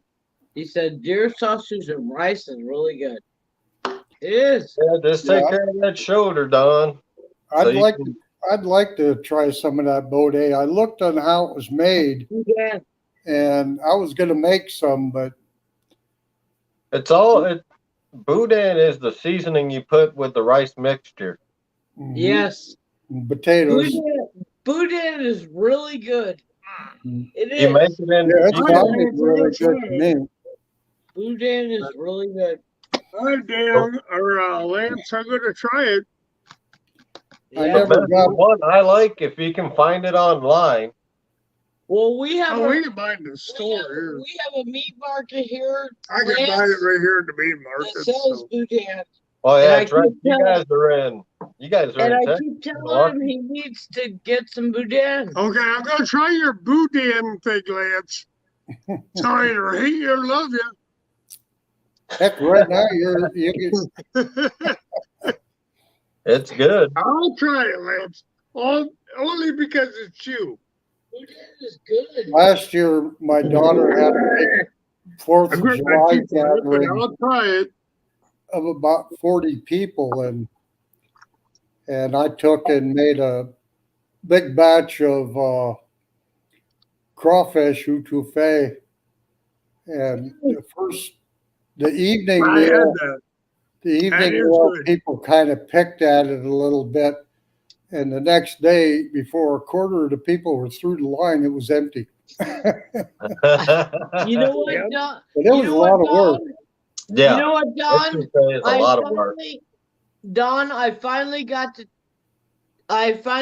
Scott to try etouffee, and he's Yeah. like, "Etu It was what?" pretty good. And he said, "That's pretty good." I said, "Yes, sir, it is." I finally got him That to was try good it. stuff, Mater. I finally got him to try etouffee, and man, it is delicious. Yeah, my hardest part was getting fresh crawfish up here to make it with. Yes, sir. Oh, we got a season on it. I'm here in Texas. And I'm thinking maybe Lance knows. I think it starts in April. Yeah. But we only have 3 months so we can get them. Yeah, there's a truck that comes up here from down south, and they bring up fresh, crayfish and shrimp and other There types you of go. fish and stuff, and it's about once a month. So I usually go hit them up, and they fill up their Chad. Yes, I am. They fill up their coolers and ice everything down and drive up there and open up the back of the truck, and you buy it right out of the coolers. Yeah. So is that a farm they're getting them from then? It's Louisiana Crawfish Company. Oh, yeah, we went through them, but we were going to go through them, but geez, they're expensive as all get out. I'm on their mailing list, so they always mail me like a week before they're up here. So Okay. I have the I choice. don't think they come into Texas. So Yes, they do. last time we looked, it was $40 a pound, Don. I'm not paying $40 a pound for crayfish. Yeah, I'm on Louisiana Crawfish Company too. Yes, I am. Yes, I am. If they come to Texas, by the time they get here, they're super expensive, and I'm not going to spend that kind of money when I can wait till spring and get my own. Yeah, with gas prices, I imagine it's going to go up this year. Oh, I bet. Yes, sir. It is. Yeah, we checked into it last fall, and it's $40 a pound, and I'm like, I'm not paying $40 for a bunch of damn crawdads. Yeah, most states you can go out and get your own crawdads. They have that blue crawdad that's right. kind of an invasive species. We don't have none up here. We don't have any of the invasive species ones. And then I don't know if we do or not, but I know they do in Iowa. Yeah, they got I some caught them darn things there before. That's a weird looking crawdad. Well, then I found out later that after I grew up, after I went into service, I found out that was an invasive species. I never knew that. Yeah, there's a lot of different kinds. One of them gets almost the size of a small lobster's. To me, it looks like a small lobster. Oh, wow. Well, they call them, Don, they call them Delta lobsters. The Delta lobster, right, Don? Is that what you're talking about? I'm not sure what it's called. In Texas, they call them Delta lobsters. But I don't, as far as I know, we don't have them here. But I haven't done a lot of crawdad hunting, so. The state regulations on trying to put a trap in and catch them around here is ridiculous. It is. Oh, really? It is ridiculous. You can only use an 1.5 hole, and yeah. And you can only have your trap in as long as you're tending it. You can't leave it overnight and stuff unless you're sitting there. Plus, that's not right, because you put them in for 24 hours when you're soaking a trap. Yeah. It's like soaking crab trap. You got 24 Yep. hours. You just got to check it every 24 hours. You can't put it in the Missouri River or Lake Skakawea. Really? Yeah, That's goofy. the rules they got on it are just about stupid. Yeah, they are. I went and argued with them last year because I have a crayfish trap and it's 1.5 inches, but it's about this long. Right. That's I what said, I when I got. used it, it's 1.5 inches. Yeah. I talked to probably 4 or 5 different people, and then a game warden walked through, and they stopped him, and he said, "Well, I don't know." He said, "But if I seen you using it, I'd ticket you." I said, "How in the hell can you ticket me when your regulations don't say it's not legal?" You know. Yeah. He said, "Well, I'd give you a ticket anyhow." So Yeah. it's Mine's probably totally illegal then. Mine has a big old door all the way across, and it's wide open, and that's a good 2 inches. So Yep. yeah, it's big I enough do to know catch all though, ones. But if you want to use a crawdad trap, don't use the ones that are painted black or whatever they call it. Don't use those. Use the silver. It's a big difference. In Texas. Any place. all right, Mo. I didn't know where they came from. Huh. Don't use the painted crawdad traps. Yeah, they're almost in every waterway that except North Dakota. I was reading up on it, but they got I think 4 or 5 different species of crawfish, which is pretty Yeah. interesting. And I never can remember which one we got. I just called them all crawfish. Yeah, that's what I call them. They're crawdads. They said, well, if you catch one of these, report it. Hell, I don't know the difference. I think I know if I caught a Looks like a blue crawdad to me. I'm going to either eat it or use it for bait.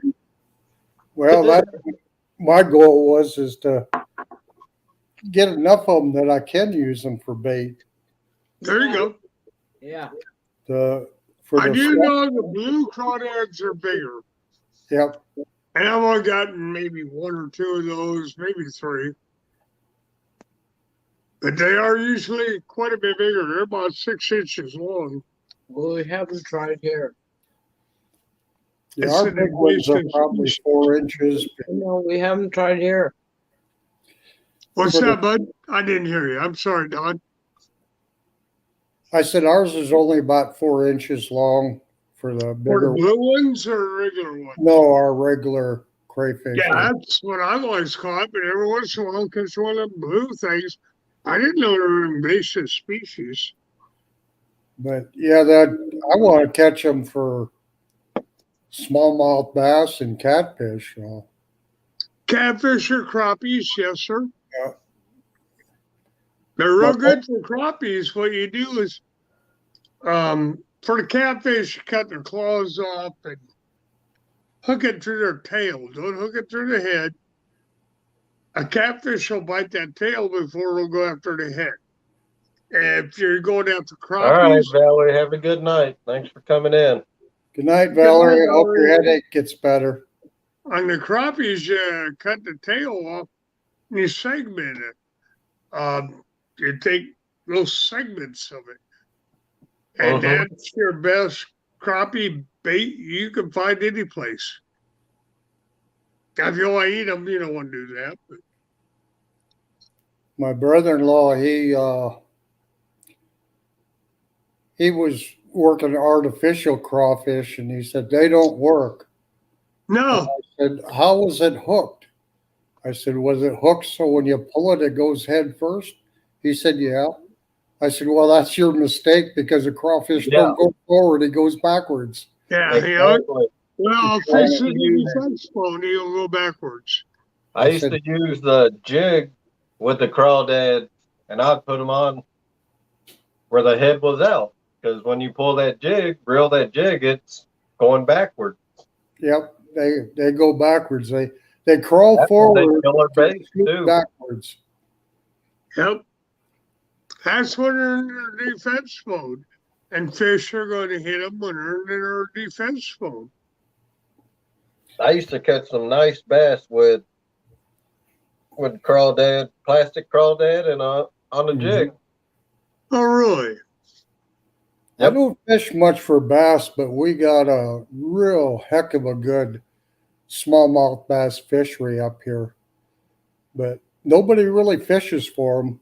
You know, they catch them accidentally fishing for walleye, but I've seen a couple of pretty big time fishermen come up here and make their show catching smallmouth bass up here. Oh, smallmouth bass loves them crawdads. It's not real unusual to catch them 14, 18 inches. But a smallmouth? That's a nice one. My biggest smallmouth up here was 24 inches. What it? Wow. Well, That's amazing. I wasn't I think even I can targeting do that. smallmouth. I was just bottom fishing for northern pike, and my rod went over, and I set the hook and brought in a nice 24-inch smallmouth. Yeah. Wow. That's a big one, Lance. Yeah, they get pretty big. I was kind of surprised. Yeah. When you're fishing for walleye, those little 6-inch ones will drive you nuts. Those little 6-inch perch always want to be the ones hitting, and we use worms or leeches for the walleye, and those little fish are always the ones that want to hit it. This year I'm gonna for a handout, Don. I'm gonna try and do leeches for catfish. I've never tried it. I've never caught one on it. But up here, you get the extra large leeches from the bait shop. Yeah. And you put I talked to a guy. He said you put 3 of them on a hook, and he's caught some flatheads on the extra large leeches. I would think that would work just fine. I've never tried it anywhere where I was going to catch catfish, but yeah, Lance, you got to try that frozen herring for them burbot. Yeah, I gotta find some. I gotta look and find some. You gotta have some up in your area. You Probably. guys catch some things. Around salmon season, all the bait shops get them in. Because when you're trolling for salmon, that's all they use up here is frozen herring. Is it a frozen herring? They used to carry anchovies, but and then they do about the 4-inch ones. They get larger ones in, but I don't like larger ones. Well, you buy the Dollar General in the can. The anchovies they'd get about this big, but they're really oily. And I thought, you know what? I bet you that'd work good for catfish bait, but I haven't tried it. It might. So this year I got so many things to try out. It's going to be interesting. Yeah. Going to go scrub. Lance has got me on some new stuff, so. Just a work next year. There's one thing I do want to say. If anybody goes to the Jules website and they buy some bait, use the promo code and let me know if it does work. Just when you guys go check out. I would, but Joy fell asleep. She fell asleep. She fell asleep? Yeah, she fell asleep on me. So now you're stuck with me. Oh, you're in trouble now. But yeah, I'm about to end this in a couple of minutes. I'll get her to order something tomorrow from that deal, and we'll let you know, okay? All right. But we'll be till tomorrow. But I'm gonna get ready to shut this down. I'm gonna go eat dinner and No, you can't do relax that. a little. But No, we thank you already had dinner, so nope. You can eat dinner. guys. Well, tell your lady friend that we said hello, okay, Lance? Yep. I know she's camera shy. Yeah. She's got dinner just about done, so I'm gonna go ahead and end this. Thank you Okay, guys buddy. for coming up. Oh, We you're love you. welcome. Always, You guys always, around. Lance. We love you, Lance. Had a good time. We did. Yeah. Y'all take At least care. it's not going till 1 o'clock in the morning today. You too, Don. You have a good night. You guys, hey, Well, I gotta say Carmel. goodbye. Goodbye, guys. I'll end it. Here Well, I go. Later. I love you, Lance. Love you guys too. And I'll get with you, Don, on that ice fishing stuff. I thought you'd be excited and be on the road to pick it up already. I think it's a pretty good deal, but Oh it's up- yeah. Yeah, I'm gonna talk to my buddy about it. Because I've been talking to him. And then I'll let you know for sure sometime this week. Yeah, the shelter and the auger are probably a year old. If you notice on the pictures, I haven't even wore the sticker off the auger. Yeah. And poles are probably 2 years old that are in the case. Yeah. And then there's like 4 tip ups. And then there's the underwater camera. Mm-hmm. And can't think Yep. of what else was on there, but I'll hook you up. Yeah. Go eat your supper. We'll catch you All later. right. You I'll guys let take care. Bye. Yep. Thanks for coming up or coming in, everybody. Have a good night. I think Avid is live, so if you guys go over there, go ahead and join Avid, see what he's got going on, and I'll jump over there too. Have a good night. Bye.